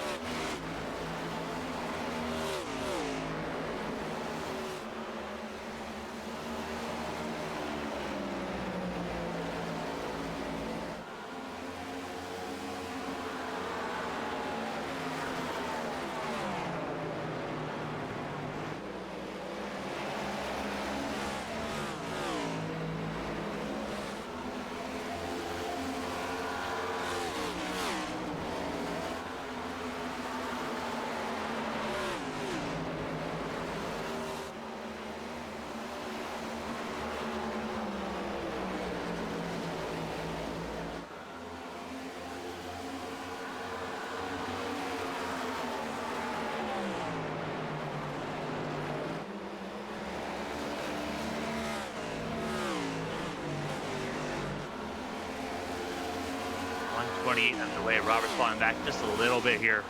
Wondered how much he could continue to put the pressure on John Hagan, but I think we're finding the limits of that now. 13 laps to go in stage number 2.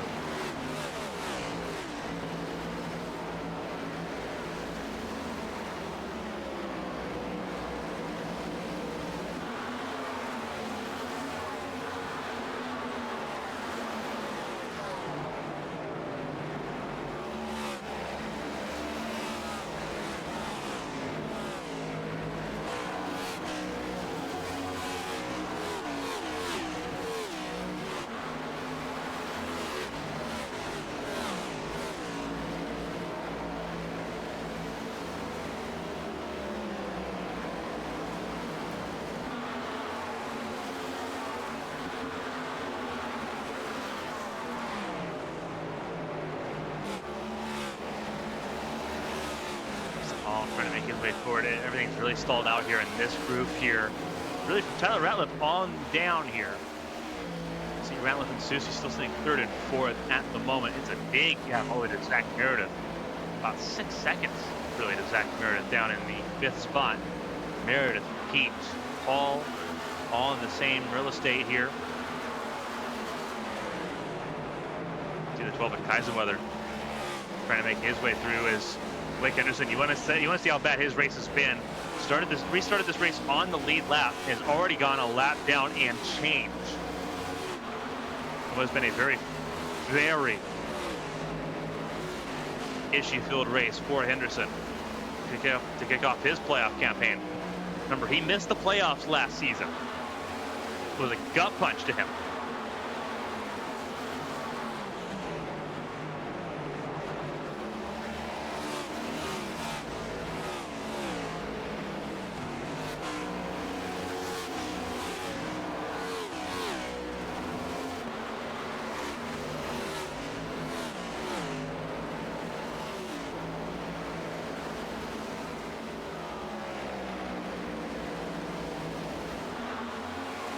Laps to go in stage 2. Overstat holding the last spot. And comfortably so over David Smith Jr. About 4 seconds of the gap there. So looks pretty set as far as how the stage points are going to go in stage number 2. It just matters who's going to get what spot in the top 10. But Roberts closing the gap once again on John Hagan. This is the battle at the front of the field.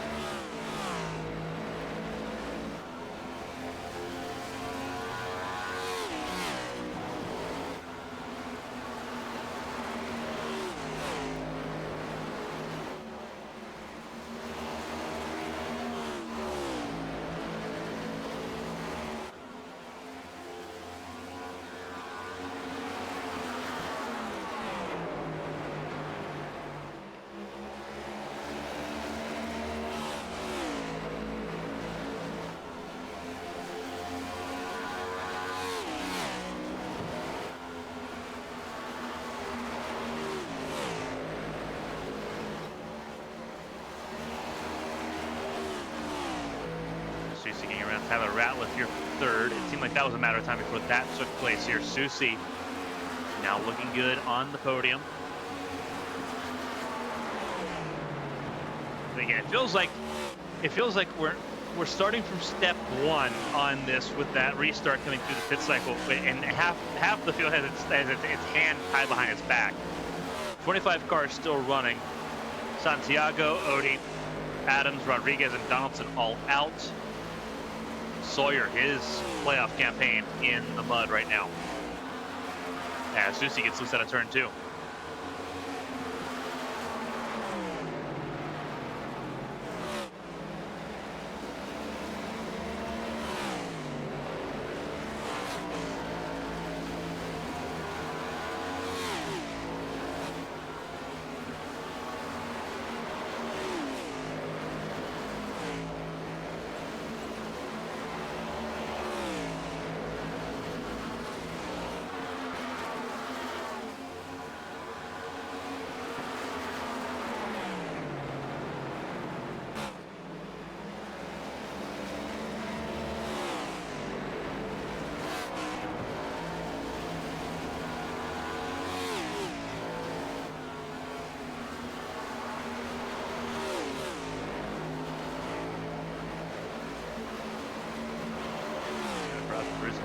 A lap down here, this battle of 3 cars in this, well, it's spaced out 3 cars in this fight. Eisenweather, Braille, and Taub all in the top 10. Davisville Jr. down pit lane. He couldn't make it to lap 140, so he will give up the top 10 to Dean Clavin, who's a lap down.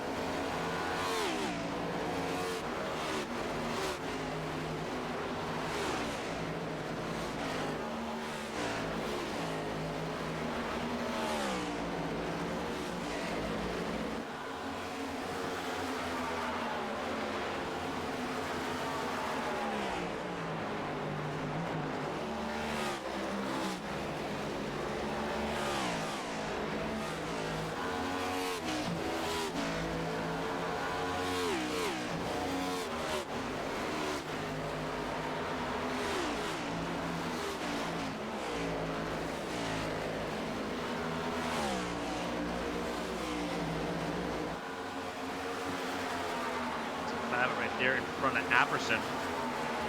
Dustin Hall. Oh, Dustin Hall's in pit lane. He couldn't. That's very strange for Dustin Hall. Coming down.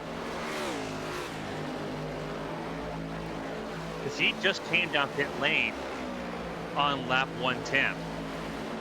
That's very strange.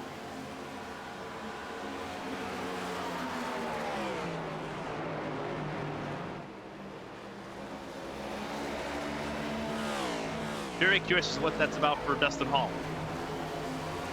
Obviously, we'll see how this plays out over the course of the rest of the race. I think the assumption is that everyone's got 2 stops making this race, so Dustin Hall making his now, he's only got 1 to go in this race. Whereas you look at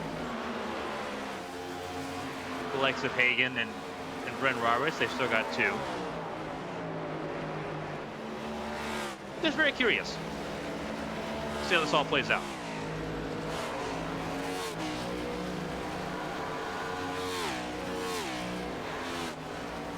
We have gotten to the end of stage 2 successfully, so 1 caution and 143 laps here at Darlington for the Southern 500.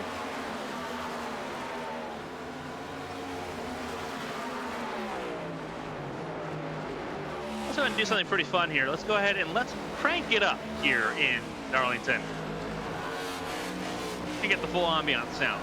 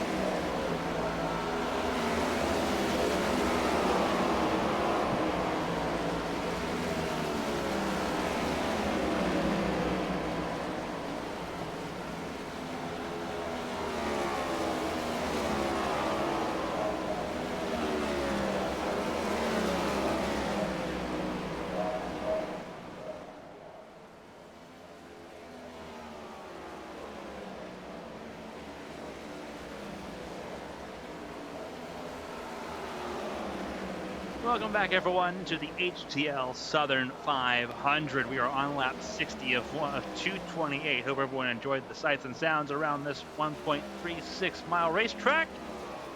Brendan Roberts, one of those that came down pit lane, now in the 4th position. Josh Susie staying out the longest. Same with Tyler Ratliff on this most recent sequence of pit stops here. John Hagan in 3rd should inherit the race lead again when everything cycles back out. Ben Roberts keeping him very honest once again here in Darlington. A couple of issues to report. Josh Gaiman just recently had a little bit of a spin. Blake Henderson back on the racetrack, although he is well down the order. Blake Henderson in 24th place, 16 laps down, broke the right front toe link. Talked about the struggles that car had been facing all night. It goes from bad to worse. 16 laps down in 24th. Very hard pill to swallow for the Tombstone Motorsports driver who started this race in 11th place. Had a great start. Just wasn't able to get anywhere forward with that. Josh Gaiman also likewise had a bit of an issue. Here he is, car 33. This is what happened to Josh Gaiman just a couple laps ago. At a turn number 2.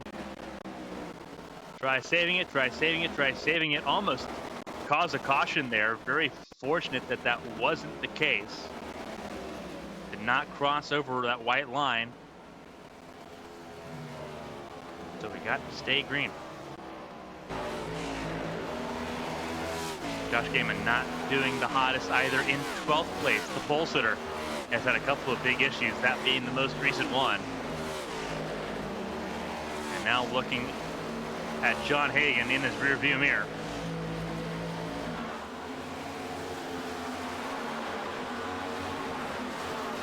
Ratliff in pit lane, leaves just Josh Susie. On the racetrack, Chad Swatsworth getting around Austin Mongold. Made that look easy for the 9th spot. Everyone once again staggered on their pit stops here.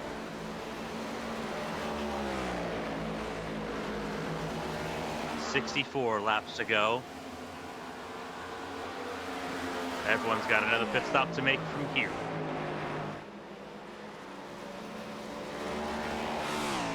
Only one caution in this race for 4 laps. That was on lap 109 to lap 113.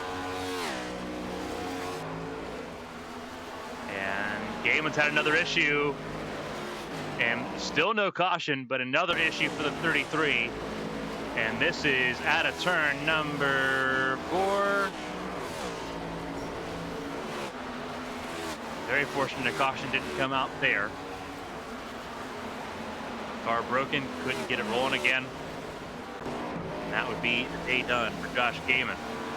So another championship contender bites the dust here. And bites the dust early in the round of 16. 4 races to make it back up here. Wins do lock you in for the championship 8. So right now, Josh Susie and John Hagan, that's what they're duking it out over.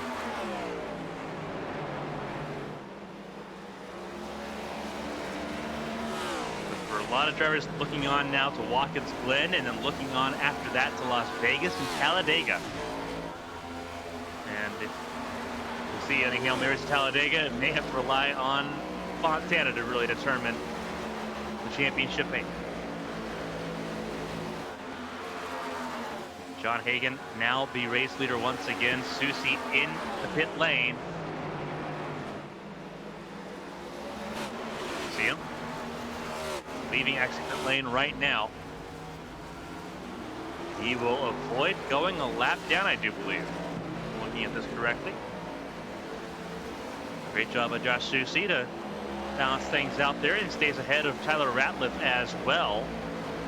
Exiting pit lane. Those two were pretty well close together prior to that pit stop. So Susie with the overcut works out pretty well as Ratliff tries to deal with Chad Swatsworth.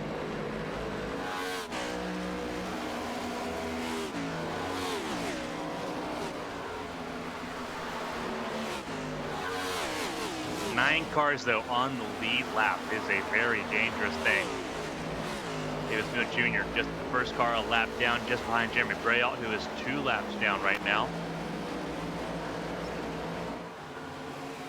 Feels very old school, this race here in Darlington. Only one caution, a whole bunch of different strategy calls being made, everyone trying to play to a certain number.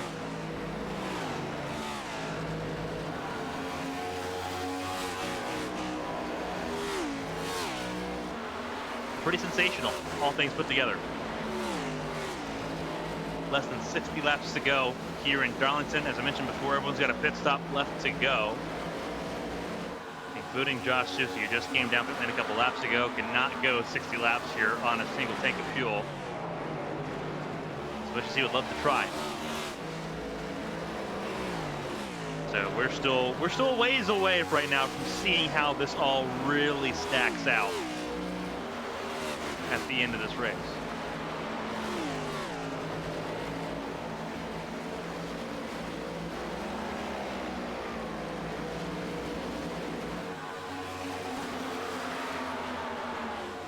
But Roberts keeping John Hagan brutally honest once more at the front of the field.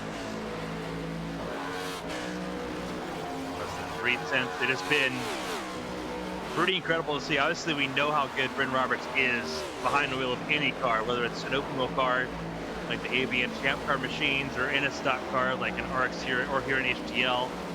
We know he's good, but we've not seen too many people really press John Hagan like he's being pressed right now, and like he has been pressed all race long. Very impressive what Hagan has done, coming from 22nd on the grid to be the biggest mover, to be up 21 spots. But equally impressive for Bryn Roberts. But don't think many going into tonight would have put him on level pegging with the championship leader. But here he is. And no one else has really touched him. Dustin Hall up in 3rd. Strategy's played out pretty well for him. He's got one stop to make, and he'll be one of the first ones to make it. His window officially open at the end of this lap, 173, with 55 laps to go.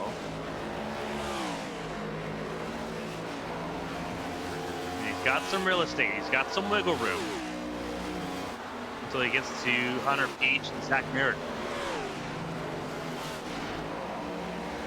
30 cars started. We are down to 23 running. Mark Kaisenweather, I do believe his race is done. It is. After 149 laps, he will go no further. And the Rookie of the Year in Season 6 will bow out early here in Darlington. We'll have to look forward to making up ground in Watkins Glen next week.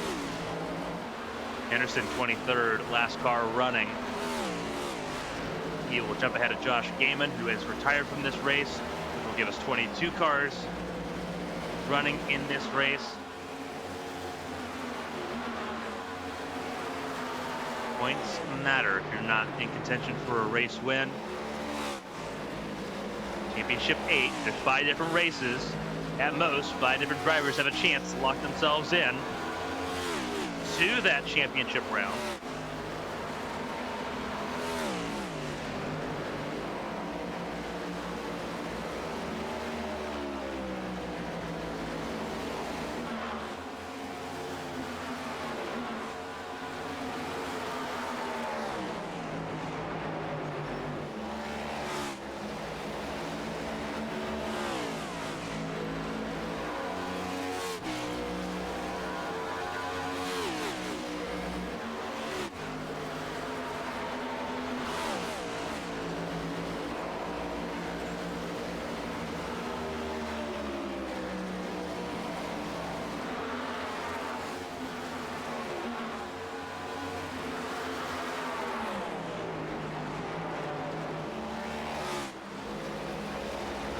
Back a lot here. Remember, he came down early. His last pit stop.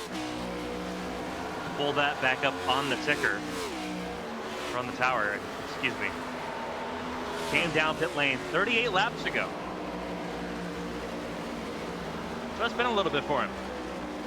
Oldest tires in the field, being chased down by drivers with tires about half the age of Dustin Hall's 38 laps. 20 laps for Peach, 29 for Meredith.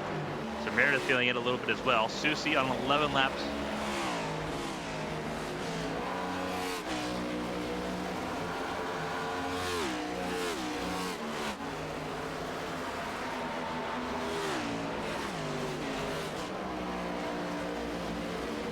Brendan Roberts' 5 laps deficit for him over compared to John Hagan at the lead of the race. A little bit of a battle going on here further down the order. This is Tyler Ratliff and Patrick Overset, I'm not mistaken. No, this is, sorry, I think we're focused a little bit too far back. This is Patrick Overset and Chad Wadsworth battling. Josh Susie and Tyler Ratliff are battling once again. This is on the lead lap 6 and 7 for them. Less than 50 laps to go here in Darlington. Pit stop from here would get you safely to the end of the race. Justin Hall knows that.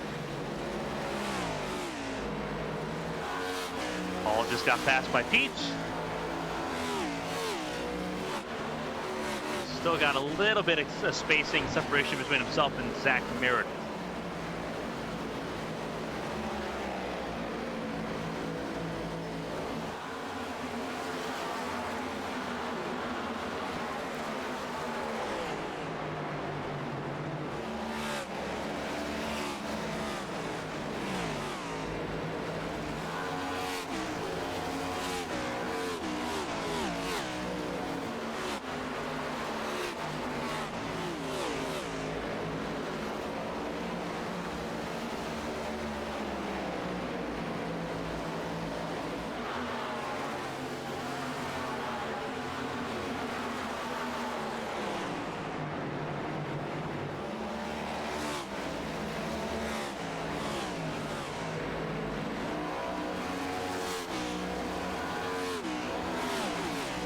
Trying to make his way through traffic here.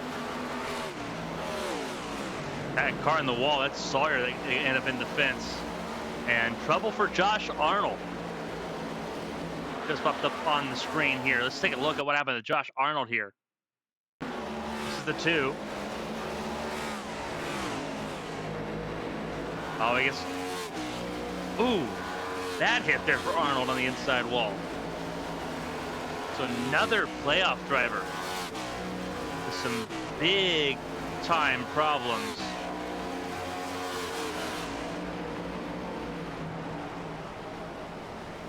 Trying to get going in does. The fact we haven't had a caution yet is very wild to me. With that car very damaged.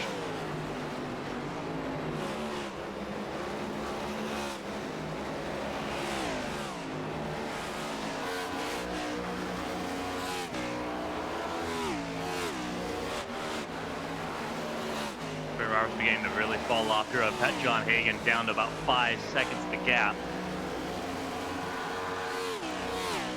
He'll pit a little bit sooner than Hagan will. But we're also at the point of the race where Hagan can easily cover off Brendan Roberts here. Because everyone can make it. You're not having to meet a certain number.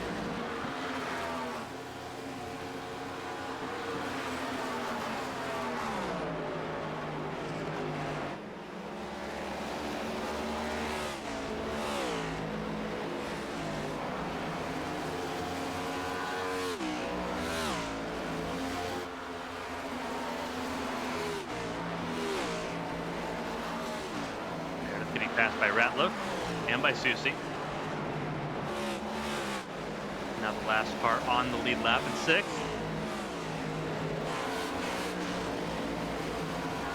On Hagan out of turn 4. Saw him there. Had a Dustin Hall who did come down pit lane. Jeff Arnold's still on pit lane at the moment.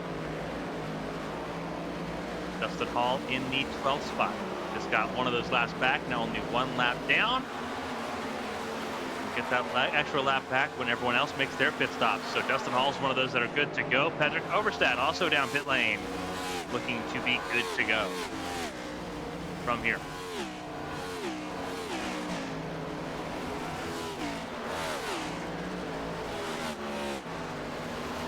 .30 laps to go here in the HTL Southern 500. So let's go ahead and take a breeze through the field.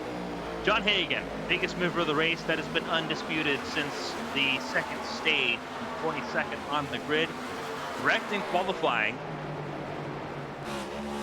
Took him a while to get up to the front of the field, but now that he's been at the front of the field, he's been dominant. Currently leading the way, up 21 spots from where he started. A little bit further back is where you'll find Bryn Roberts. Started this race in third. He has been pretty strong today, all things considered. He has also led a decent amount, 25 laps for Bryn Roberts here, as he sits second, but he's losing time. 5 laps, worse tires has begun to take an effect on the number 8 car, looking for a second win of the season after winning in Atlanta in the regular season almost a month and a half ago. Hunter Beach sitting in the 3rd position, started this race in row 3, has also been competitive here, led some laps in stage 2. Actually, but I believe he won stage 1, he did. So he won stage 1, did a great job there. He's been competitive, got thrown really behind the 8 ball with that caution on lap 109. That's been the only caution of the race so far, but he's made his way back up into the top 3 where he feels like he should be. It's frustrating he was not able to be on the same wavelength as Hagan and Roberts there. The caution really interrupting things. He was stuck a lap down, had to get a wave around. And that's really put him behind the 8 ball in the later half of this race. A late caution, though, would put him back on the same cycle and would give him a chance to compete for a race win. He would love to do so here in South Carolina. Josh Susie, 4th place right now. A chance to be on the podium, but it's going to take a little bit of help for Josh Susie. He was the last one to pit on the last pit stop cycle. He could not make it to the end on fuel. And caution would help him out dramatically. The likelihood of it actually coming out pretty low. We've only had one tonight. And he sits in loud traffic dealing with Patrick Overstap behind, who just came down pit lane. He's good to the finish. And behind Bailey Thompson. Tyler Ratliff also needs to make a pit stop in this race still. Number 54 car in the top 5. Being very quiet, and here he comes down pit lane. He will give up that 5th spot back to Zach Meredith. But a quiet day for Tyler Ratliff. He will try to get back to the top 5 here in undercut. Compared to those around him, might work out here over these last 30 laps. Zach Meredith back into the top 5, led a very significant portion of the early part of this race, led 51 laps total so far, but has since fallen pretty well away from the lead of the race. John Hagan, the race leader, right behind him, trying to put him a lap down. And it looks like we'll do so. And you see right there, a lap down, John Hagan. Going to cruise on by here. As Susie also comes down pit lane, same with Ratliff. They'll make their last stops early. Try to undercut. Chad Swatsworth in the 6th spot. All of this is subject to change right now, but firmly top 10 for Chad Swatsworth. Quiet day while his teammates have struggled. Cal Taub involved in the only caution of the day on lap 109, spinning out Zach Apperson. His teammate Josh Arnold 15 laps down, and I believe Day Dunn. No, not Day Dunn just yet. Arnold still on pit lane getting repairs. 7 minutes worth of repairs so far for Arnold. And his other teammate, Mark Keisenweather, out of this race after only 149 laps in 25th place for Keisenweather. So Swatsworth carrying the banner now for Militia Racing Club as he sits top 10 with his teammate Kyle Taub. Dustin Hall, good to the finish. He is going to gain significantly on those around him here. Meredith still in pit lane. Hunter Peach now in pit lane as well. Dustin Hall really in contention to be on the podium here in Darlington. If not able to potentially inherit the race lead late in this race. We'll see how that all plays out, but keep an eye on that one car. Up in the top 5 now as pit stops continue to be underway. Kyle Taub, as I mentioned, involved in that only caution of the race on lap 109 almost 100 laps ago.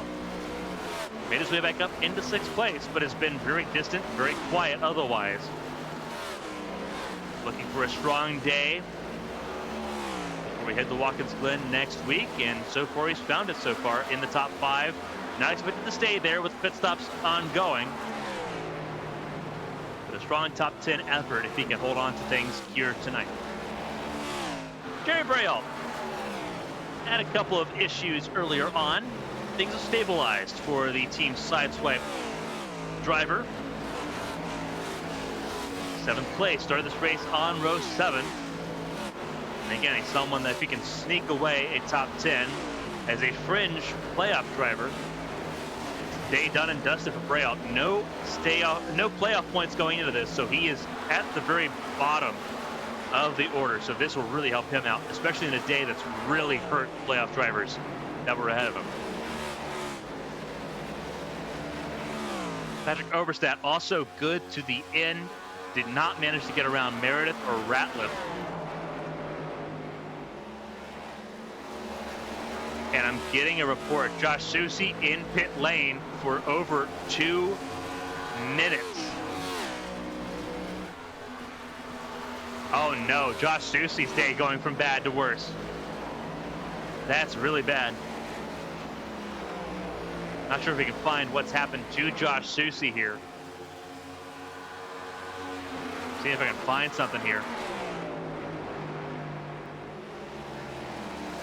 What happened to Josh Susie? This is a replay of what happened to Josh Susie. Trying to make his way onto pit lane pretty easily. No major issues there for Josh Susie. So something's happened to the 81 that we have not seen. It might be a technical issue, but he was a top 10 contender up until that point, and now down in 19th place. That is a gut punch here. On threat of being passed by Tucker Sawyer for 19th and Henderson for 20th. So Susie's race being put behind the 8 ball in a significant way.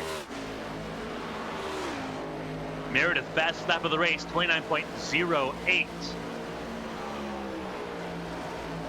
Pull it up here for Zach Meredith here, 29.079 to be precise. Fastest car on the racetrack right now. Brent Roberts has gotten back around John Hagan because John Hagan has made his last pit stop. So Brent Roberts looking pretty good at the moment. 29 laps led for Brent Roberts here. He will not hold on to the race lead for very long when he makes that last pit stop. He last came down pit lane on lap 151, and here he comes. There's John Hagan, 93 laps left for him. Will re-inherit the race lead when he gets around the next time by. Dustin Hall looking pretty good as well. We'll get back on the lead lap and potentially back into 2nd place with less than 25 laps to go.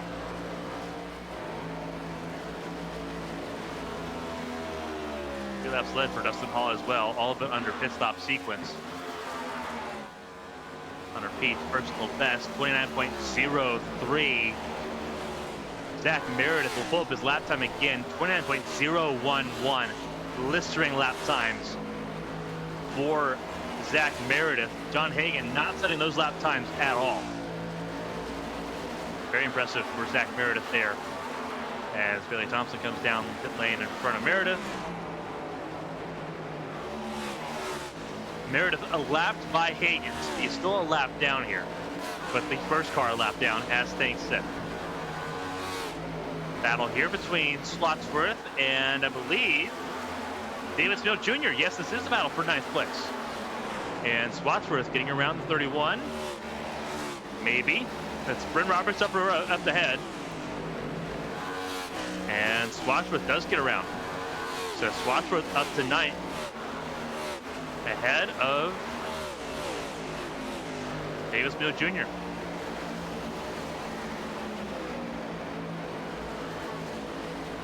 .22 laps to go here in the HTL Southern 500.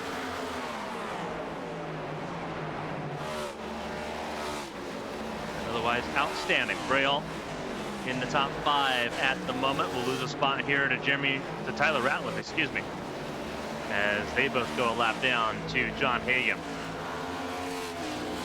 So we'll see how that plays out here. Dustin Hall in a firm 2nd spot by about 6 seconds over Hunter Peach. Gonna try to hold on to that.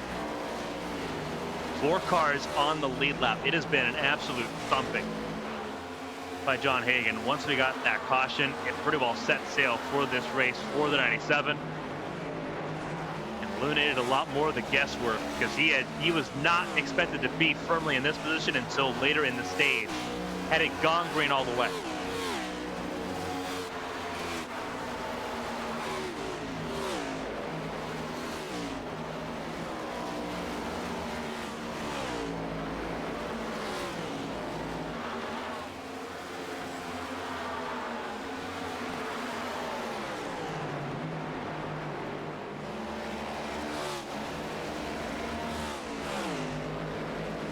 Pulled away from Braille, who's also lost out to Zach Meredith.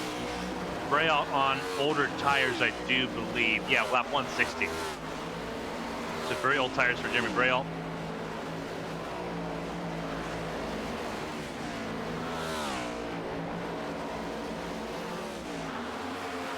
Josh Susie still on pit lane. Something has happened to the 81. Something really bad has happened to the 81.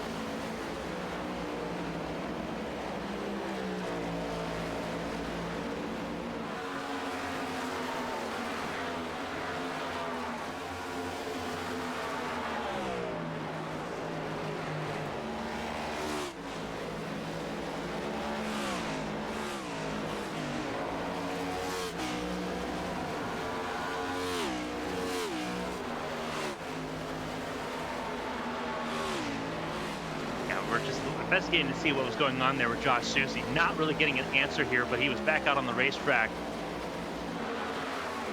on the same lap as Blake Henderson. Because there's Blake right now on the same piece of real estate. So whatever the issue is with Josh Susie, it has been rectified because he is back out on the racetrack, but in 20th place. That is, oof. Not a great start to the playoffs there for the 81 camp.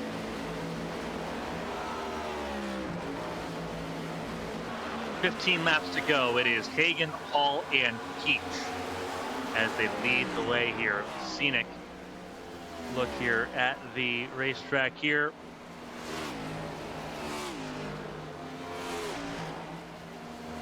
Top 5 has been absolutely outstanding in this race, and they've earned it really in this race so far. See just the sights and sounds at the end of this race, sort of what everything looks like here. A couple battles getting ready to close up here. Dustin Hall and Hunter Peach. This is going to be a very interesting fight with these two. And you see them right there on your screen.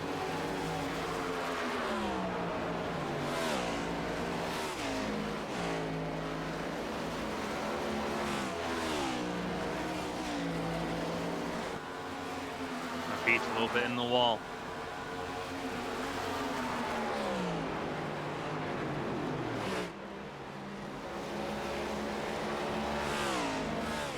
I don't know if this all can really defend from Peach at all here, but we're going to find out. And keep in mind, Bren Roberts not far away either in 4th. Really good running right now for Bren Roberts. This could be a 3-car fight for 2nd place. There's Bren Roberts, 3rd car in line.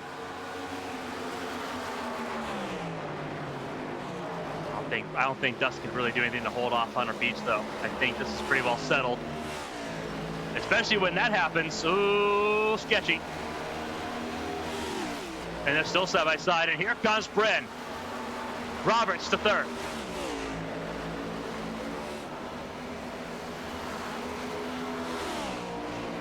Contact between those two slowed up both enough. Bren Roberts now up to 3rd.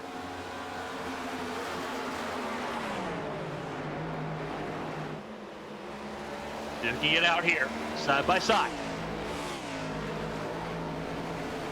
Roberts going for that second spot. He really wants it. He's going to get it too. Outside, turn one. Sails it through. And Bryn Roberts back up to second place. Can Pete respond with coming to 6 laps to go?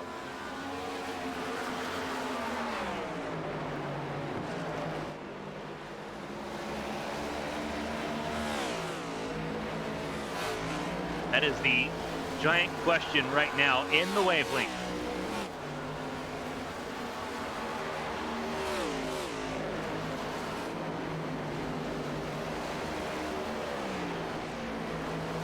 Said 6 laps to go. We're at 10 laps to go. My apologies. I was reading that. I don't know what I was reading that as. 9 to go now for John Hagan.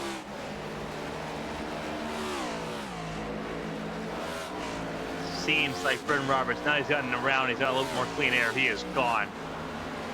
Half a second and counting.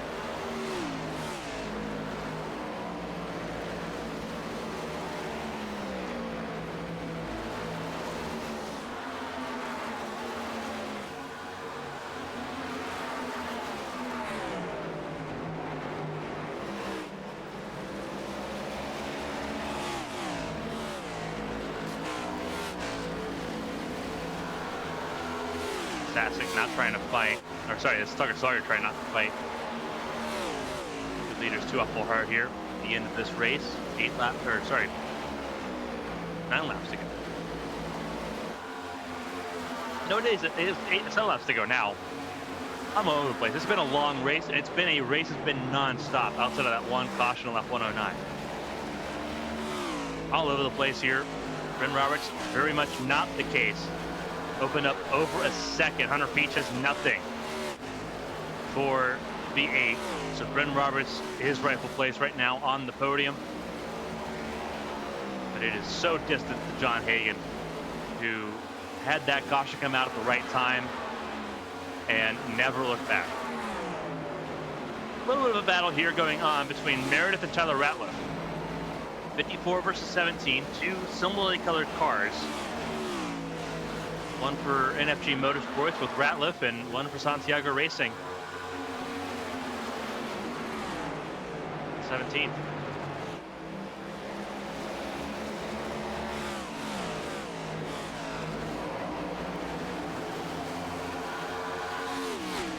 This is to try to get into the top 5.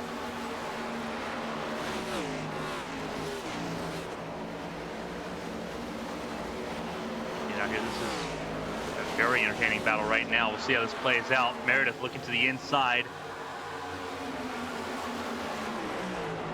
Both of them driving deep into turn 3. Ratliff a little bit too deep. Tags the wall just a little bit in 3 and 4. Really driving the wheel off of it right now.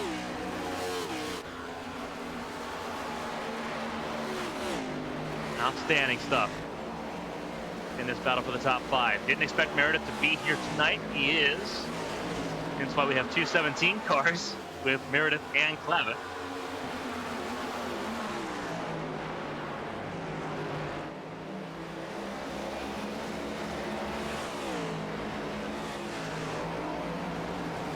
Ratliff really trying to defend and hold on to that 5th place finish. Neither of these playoff drivers. Ratliff just wanting to hold on to a top 5 finish if he can. We'll pull up the stats going into this race. The stats are not great. A pole position, but no top 5s and no top 10s. He wants to change that desperately. And he's 3 laps away from doing so.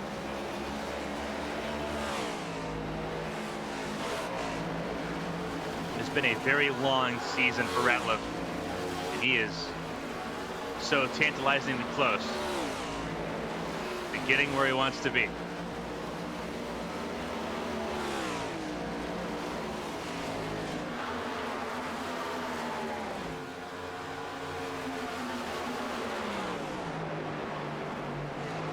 John Hagan will take the white flag. 1 lap to go, presented by Henderson Graphics.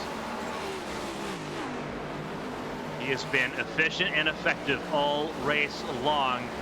We'll keep an eye on this battle for 5th place for just a moment longer. and see how this plays out. They're just behind the race leader. On the white flag, and Meredith tags the wall, and that might be it.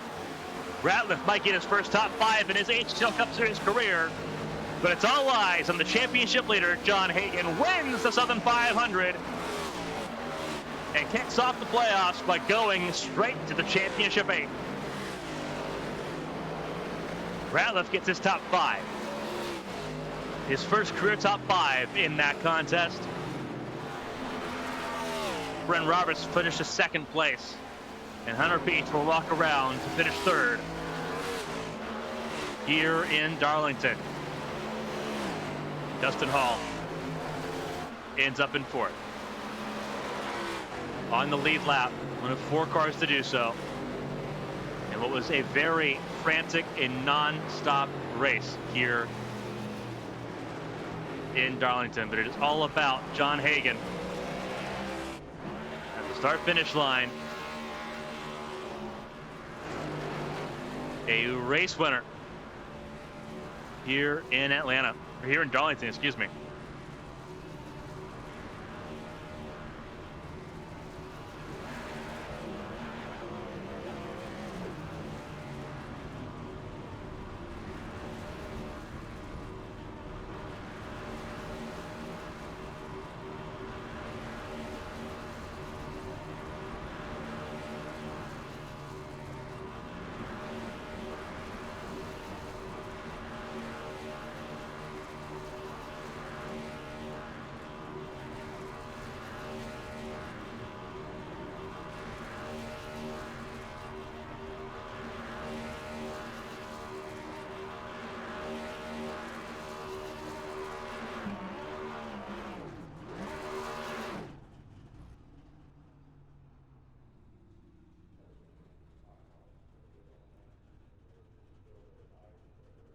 We'll hear from all of our podium finishers here in just a second. Winning moment there for John Hagen. He gets to celebrate and burn it down. We'll take a second and step aside, and when we come back, it'll be time to talk to our podium finishers here in Darlington. The Southern 500 continues after this.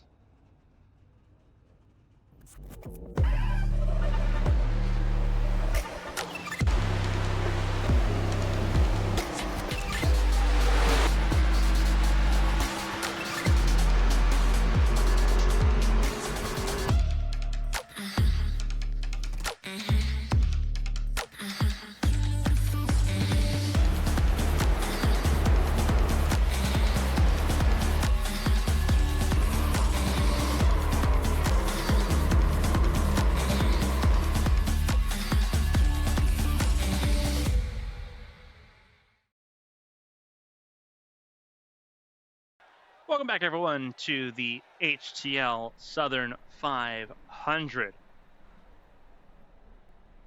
Been absolutely electric here all race long. We've got interviews to get to here, so let's go ahead and jump in and let's first talk to our third place finisher here in Hunter Peach, who did an outstanding job here in Darlington. Third place finish for Hunter Peach. Hunter, obviously, they're not the result you're looking for. This car looks strong in the beginning of the race, but walk us through your race and how you especially recovered from being trapped a lap down on that caution to get all the way back to the podium. You know, first I want to shout you out for writing me off on the predictions there. You know, to start the thing with the top 10 finishing positions. So you know, kind of had to come out and actually run good. But you know, it's actually good to, for once, as a whole team with Tyler and me and Lily, for the race to actually fully run through without us getting caught in a bad yellow. I got caught in, and we were able to actually all finish pretty well there. And congrats to Tyler on a P5. Been a long time coming for him. I know he's pretty excited at that one. So, but all in all, you know, race started off pretty well. My right front just dying every time at 49%. So it's like I had to ask Lily and Tyler what we're doing. And luckily Tyler and Lily kind of gave me some things to work on and started paying off there. And we were able to drive back up there, especially after that yellow that I got really scared about. That changed the whole race.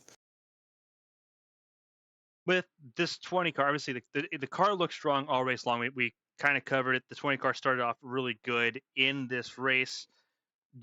what was the expectation going in? Because we only had one caution tonight, which was obviously that lap 109 caution that came out during the pit cycle. What was the expectation going into this race? Was it the expectation that you're going to see early cautions? And if it obviously if that was the case, how easy was it to pivot to that long run game plan? Because it seemed like that 20 had one of the best long run cars, especially when the sun was up and the track was a little bit warmer. What was everything like there as far as getting into that rhythm, realizing that we were gonna have that long green flag run? I'll be honest with you, this car had no long run pacing at all. Um, I like I said, right from that 39, 49% every time. About midway through the run, I was struggling. I mean, you saw on stage one, just I was plowing tight, heading the short pit. I wanted to run long with Hagen, and I just the car would not let me.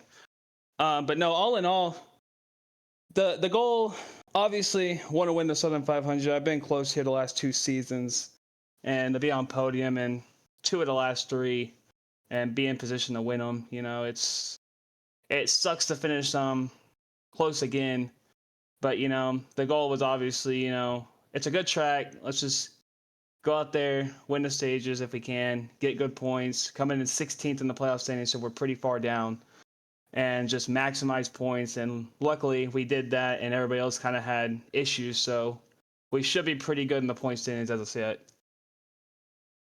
Obviously, this works out really well for you here. You get yourself a really on the right foot going into the round of 16 here. Watkins Glen coming up, and then Las Vegas and Talladega. So there's going to be a gauntlet coming up here. The 20 car looking strong. Before we let you go and let you get ready for the race to come here at Watkins Glen, going to be another long race next week at the Glen. If there's anyone to shout and say thank you to, the floor is yours. Congrats on an amazing effort here. P3 tonight here in Darlington, and hopefully a lot more of this to come to try to get into the championship 8 by the time everything starts in July. Hopefully we can get off this podium and actually get these wins. We've been finishing second and third, so it's kind of getting old after a while, but it's always nice. But I gotta obviously shout out you and ABM for putting on the broadcast, for all that y'all do. Always phenomenal. Blake for the league and what he does, all behind the scenes. He works a lot on everything. All the drivers that race really good and race really clean. It's always fun to race everybody here. At least when we I know we have our differences, but when we all get to actually really race really good like you saw tonight, it's really fun. And then yeah, just shout out Yahoo, DeWalt, and NFG. Fantastic job for Hunter Peach tonight, P3 here in Darlington. Hopefully trying to carry that all along to Watkins Glen next Monday. Hunter, enjoy the podium, and we'll hopefully be able to talk to you again next week in New York. Yep, you take care. That was Hunter Peach, our third place finisher here in Darlington. Will move on to our second place finisher, who looked very strong here in Darlington here tonight, the Southern 500. Bren Roberts led a lot of laps here tonight, but ultimately fell a little bit short here at Darlington. Walk us through that race, because that 8 car looked strong start to finish and hardly ever left that top 3. Yeah, that was blast. Very tiring. That felt like a real race, I guess. I mean, I've never been in a real race, but yeah, that was pretty tiring. But yeah, I mean, I was competitive until Hagen got up there, and then I don't know if Hagen was saving something or what was happening, but I felt pretty comparable to him. And then the second to last stint, he just pulled away, and I was like, well, guess I'm racing for second here. So yeah, but it was fun. Obviously, we know you know who John Hagen is at this point. You race with him, obviously, both on Mondays and Sunday nights here. You sound surprised you were able to hold on to him, and that you held on to him for so long. But we also know that you're pretty good here at Darlington. Walk us through all of that, because it seemed pretty well out of the blue once we had that caution that came out, and it kind of just isolated you and Hagen and the 54 of Tyler Ratliff and then Josh Susi in that group. When it isolated you four kind of on your own little island, you were able to keep up and keep step with him there. Is this track typically a track that's good for you, or is it something that just kind of unlocked recently as far as figuring out how to be quick here and how to keep someone like John Hagen, who we know is good just about everywhere, on his toes, because it was a phenomenal performance tonight for that 18. Yeah, I love Darlington. Darlington's one of the best tracks. I wasn't expecting to be as strong. I've struggled this season with the setups. And setups are great. They just don't necessarily fit my driving style. So it's been a little bit of an adjustment. But yeah, the setups are great. Tonight's setup was fantastic. So it really allowed me to capitalize. And like you said, everybody knows how good John Hagen is. So for me to be tagged on the back of him, I thought he was saving gas for a second. I was like, I don't know what's going on here. But yeah, to be competitive with him for a good portion of the race shows how strong I was tonight. An outstanding job for you here. Obviously, P2, obviously not a playoff contender, but a big spoiler in the playoff picture as far as trying to win some races and kind of take away here. Watkins Glen coming up, and then obviously the big changes coming up to the car here for you. Before we let you go and let you celebrate the podium and get ready for the races coming up here, Watkins Glen and Vegas and in Talladega, where you have some pretty fun memories getting your first ARCS race win back in A Squared back a couple of years ago. Does anyone want to shout and say thank you to the floor is yours. A great part of the schedule coming up for you, and we hope to see and be able to talk to you a lot more as these races go along. Yeah, thanks. Shout out to you for the broadcast. Shout out to the admins who run this series. Shout out to Steven and the whole team. We're actually in the owners playoffs, so we got a little bit to fight for. So I'm just trying to bring this 8 car as far as I can. And yeah, I guess that's it. I guess I didn't have that bad of a night for a super speedway specialist. Yeah, I don't think we can say you're a super speedway specialist for too awful long here, especially for those that don't know you in HTL. I have a feeling they know a lot more about what you can do on the intermediate tracks here tonight, Bryn. Enjoy it. 3 laps led tonight, a contender for the race win at points, and a podium finisher second place for Bryn Robertson, Carolina Beagle Racing, going into Watkins Glen next Monday. Bryn, enjoy it. Thank you.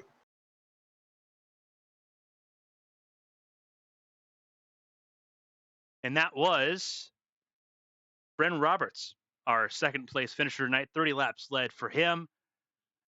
But it's obviously all about the man of the hour here. John Hagen, 117 of 228 laps led. Undeniable when it mattered most here tonight.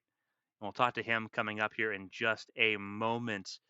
The 97 for Ascent Racing, once again on the board as a race winner and a ticket punched directly into the Championship 8, your 6th win of the season. John, walk us through it, because it started off rough, not being able to set a qualifying lap time, and you had to work from near the back of the field. That was an impressive performance.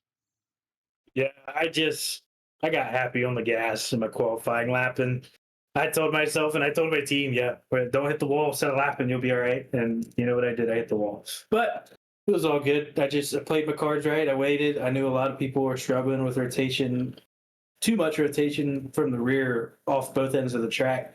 So I played that to my cards and drove it calmly, but also aggressively to get myself in that position up towards the front. And then I was worried about strategy for a really, really long time, because it was clear it was a split agenda. There was a couple people that were going for, because it was either, I'm sorry, you could only go to lap about 210-ish on your fuel, 210 to 220. So you're depending on how you're running. So there were people that were committing to an extra pit stop and shortening each stint, and then there was the people like me and Susie and a couple others that decided we're going to run each tank out and try to catch a caution.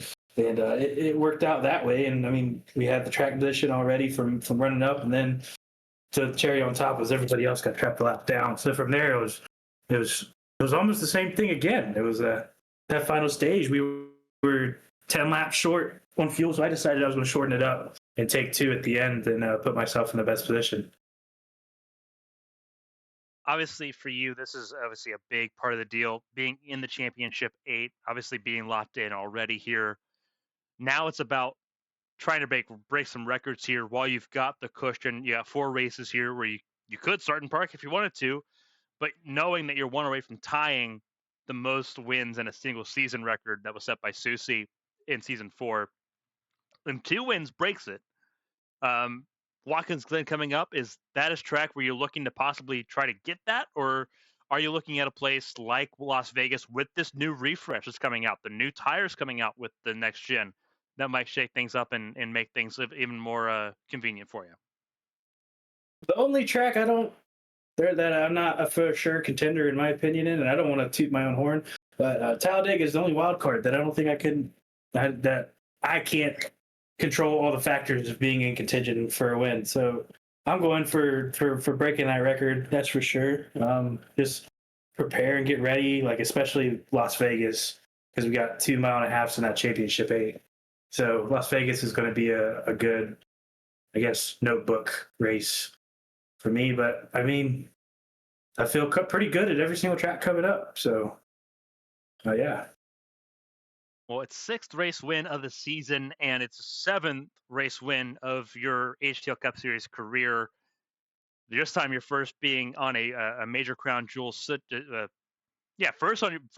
season of a major crown jewel, because you didn't win at the Brickyard and you didn't win at Daytona. So yeah, crown jewel for the first time this season goes to you here in the Southern 500.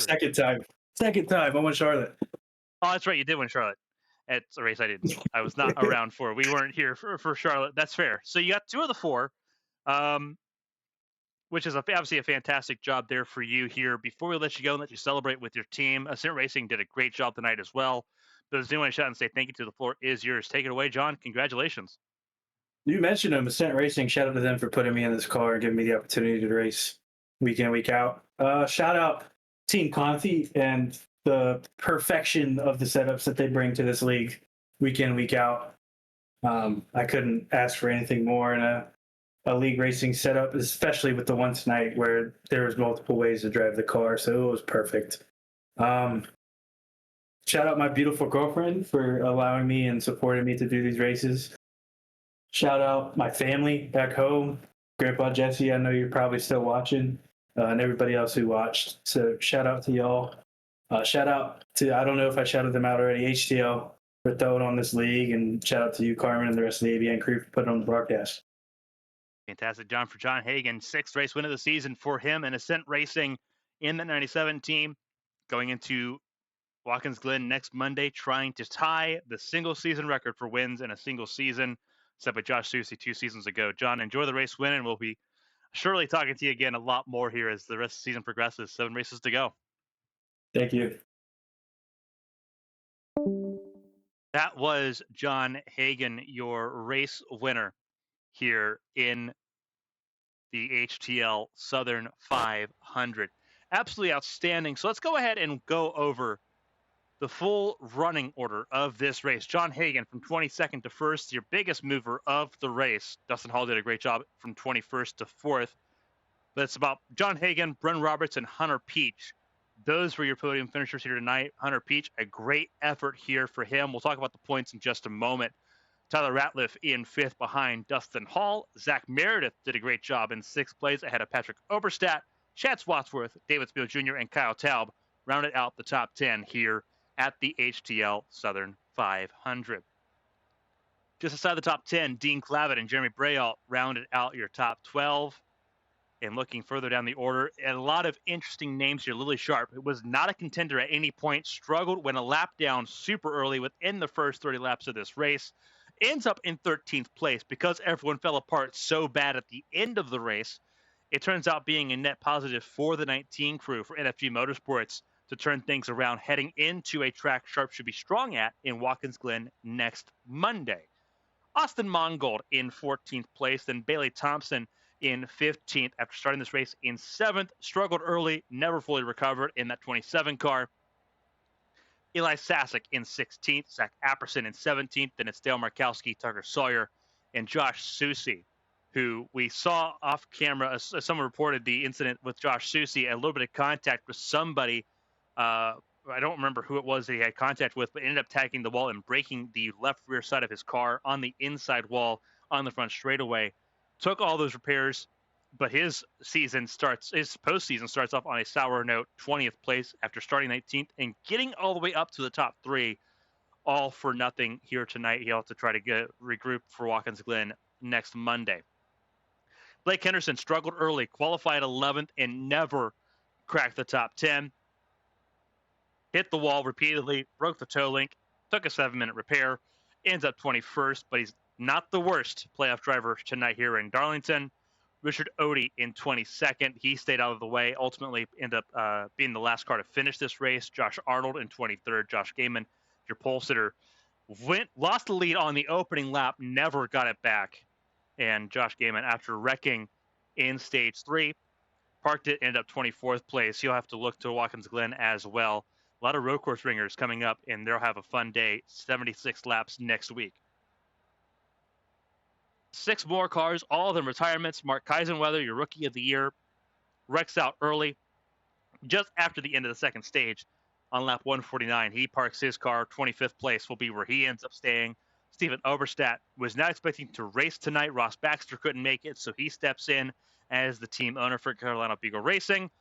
Started off strong, fell apart as the sun set, and ultimately ends up 26th, retired from this race. Angel Santiago parked it, did not have any serious incidents, but was not quick, did not want to be a factor. Finished where he started, 27th. Jonathan Adams started this race dead last, was a flash in the pan as far as how long he stayed in the race here. Ultimately, 28th is where he'll stand. Yair Rodriguez did not crash out, had a penalty, and decided to park the car. Speeding penalty on pit lane on his first round of pit stops. Gary Donaldson crashed out off the nose Austin Mongold on the first 10 laps of the race, never recovered, ultimately ends up in 30th place, last car classified here in Darlington. And again, I want to kind of bring things up here, highlighting the top 5 here. Tyler Ratliff, first career top 5, first career top 10 for him in that 54 camp. It's been a very tough season for the 54 crew. This a very big shining spot for the 54 as the NFG Motorsports team really lifting each other up here. 3 of them all in the top 13.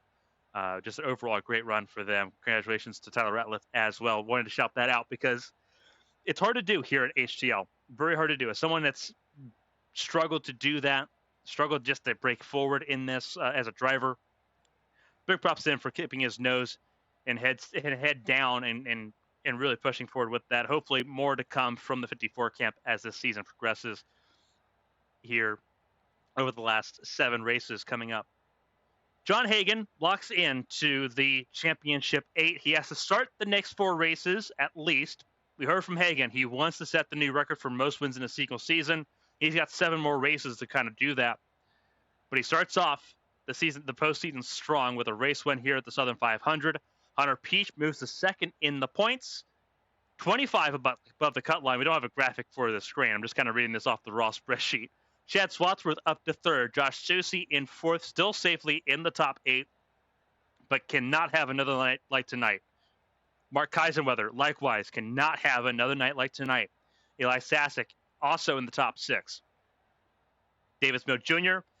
and Kyle Taub, your top 8 as things sit. And it is big-time concerns if you are someone like Caitlin Height, who missed out tonight.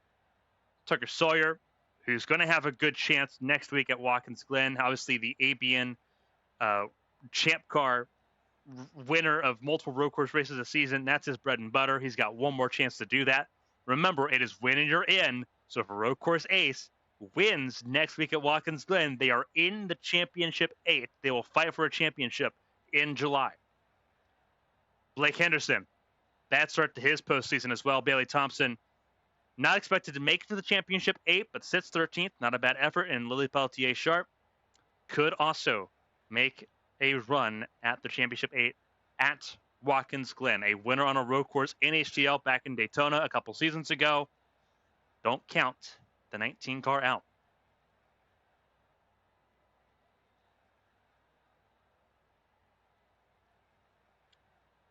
We've got some more action to go. Obviously, tonight we had the HTL Cup Series at Darlington. On Wednesday, right here on Twitch, 8 p.m., it is the ABN Champ Car World Series from Gateway. The second half of the season begins in St. Louis, 8 p.m. on Wednesday, and then it's a doubleheader on Sunday, June 8th. ARC's A-Square Cup Series action from Kansas on YouTube at 7 p.m. Eastern, 4 p.m. Pacific.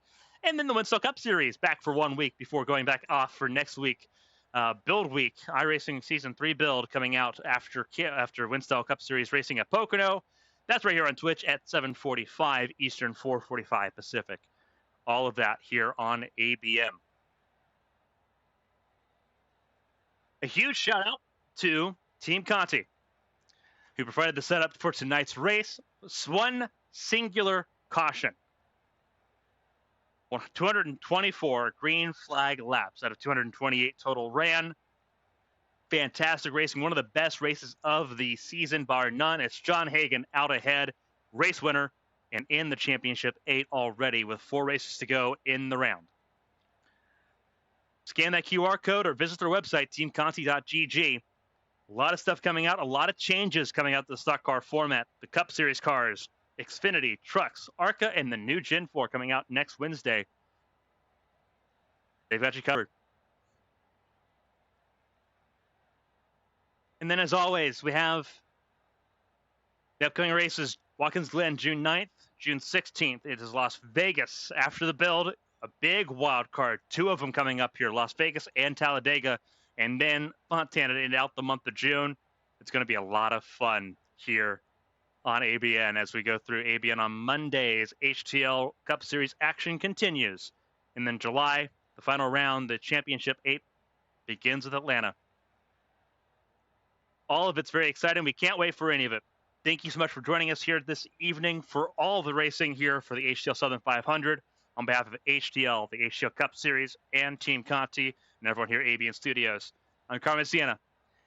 Stay safe, stay healthy. We'll see you in St. Louis on Wednesday. Until next time, so long, everybody.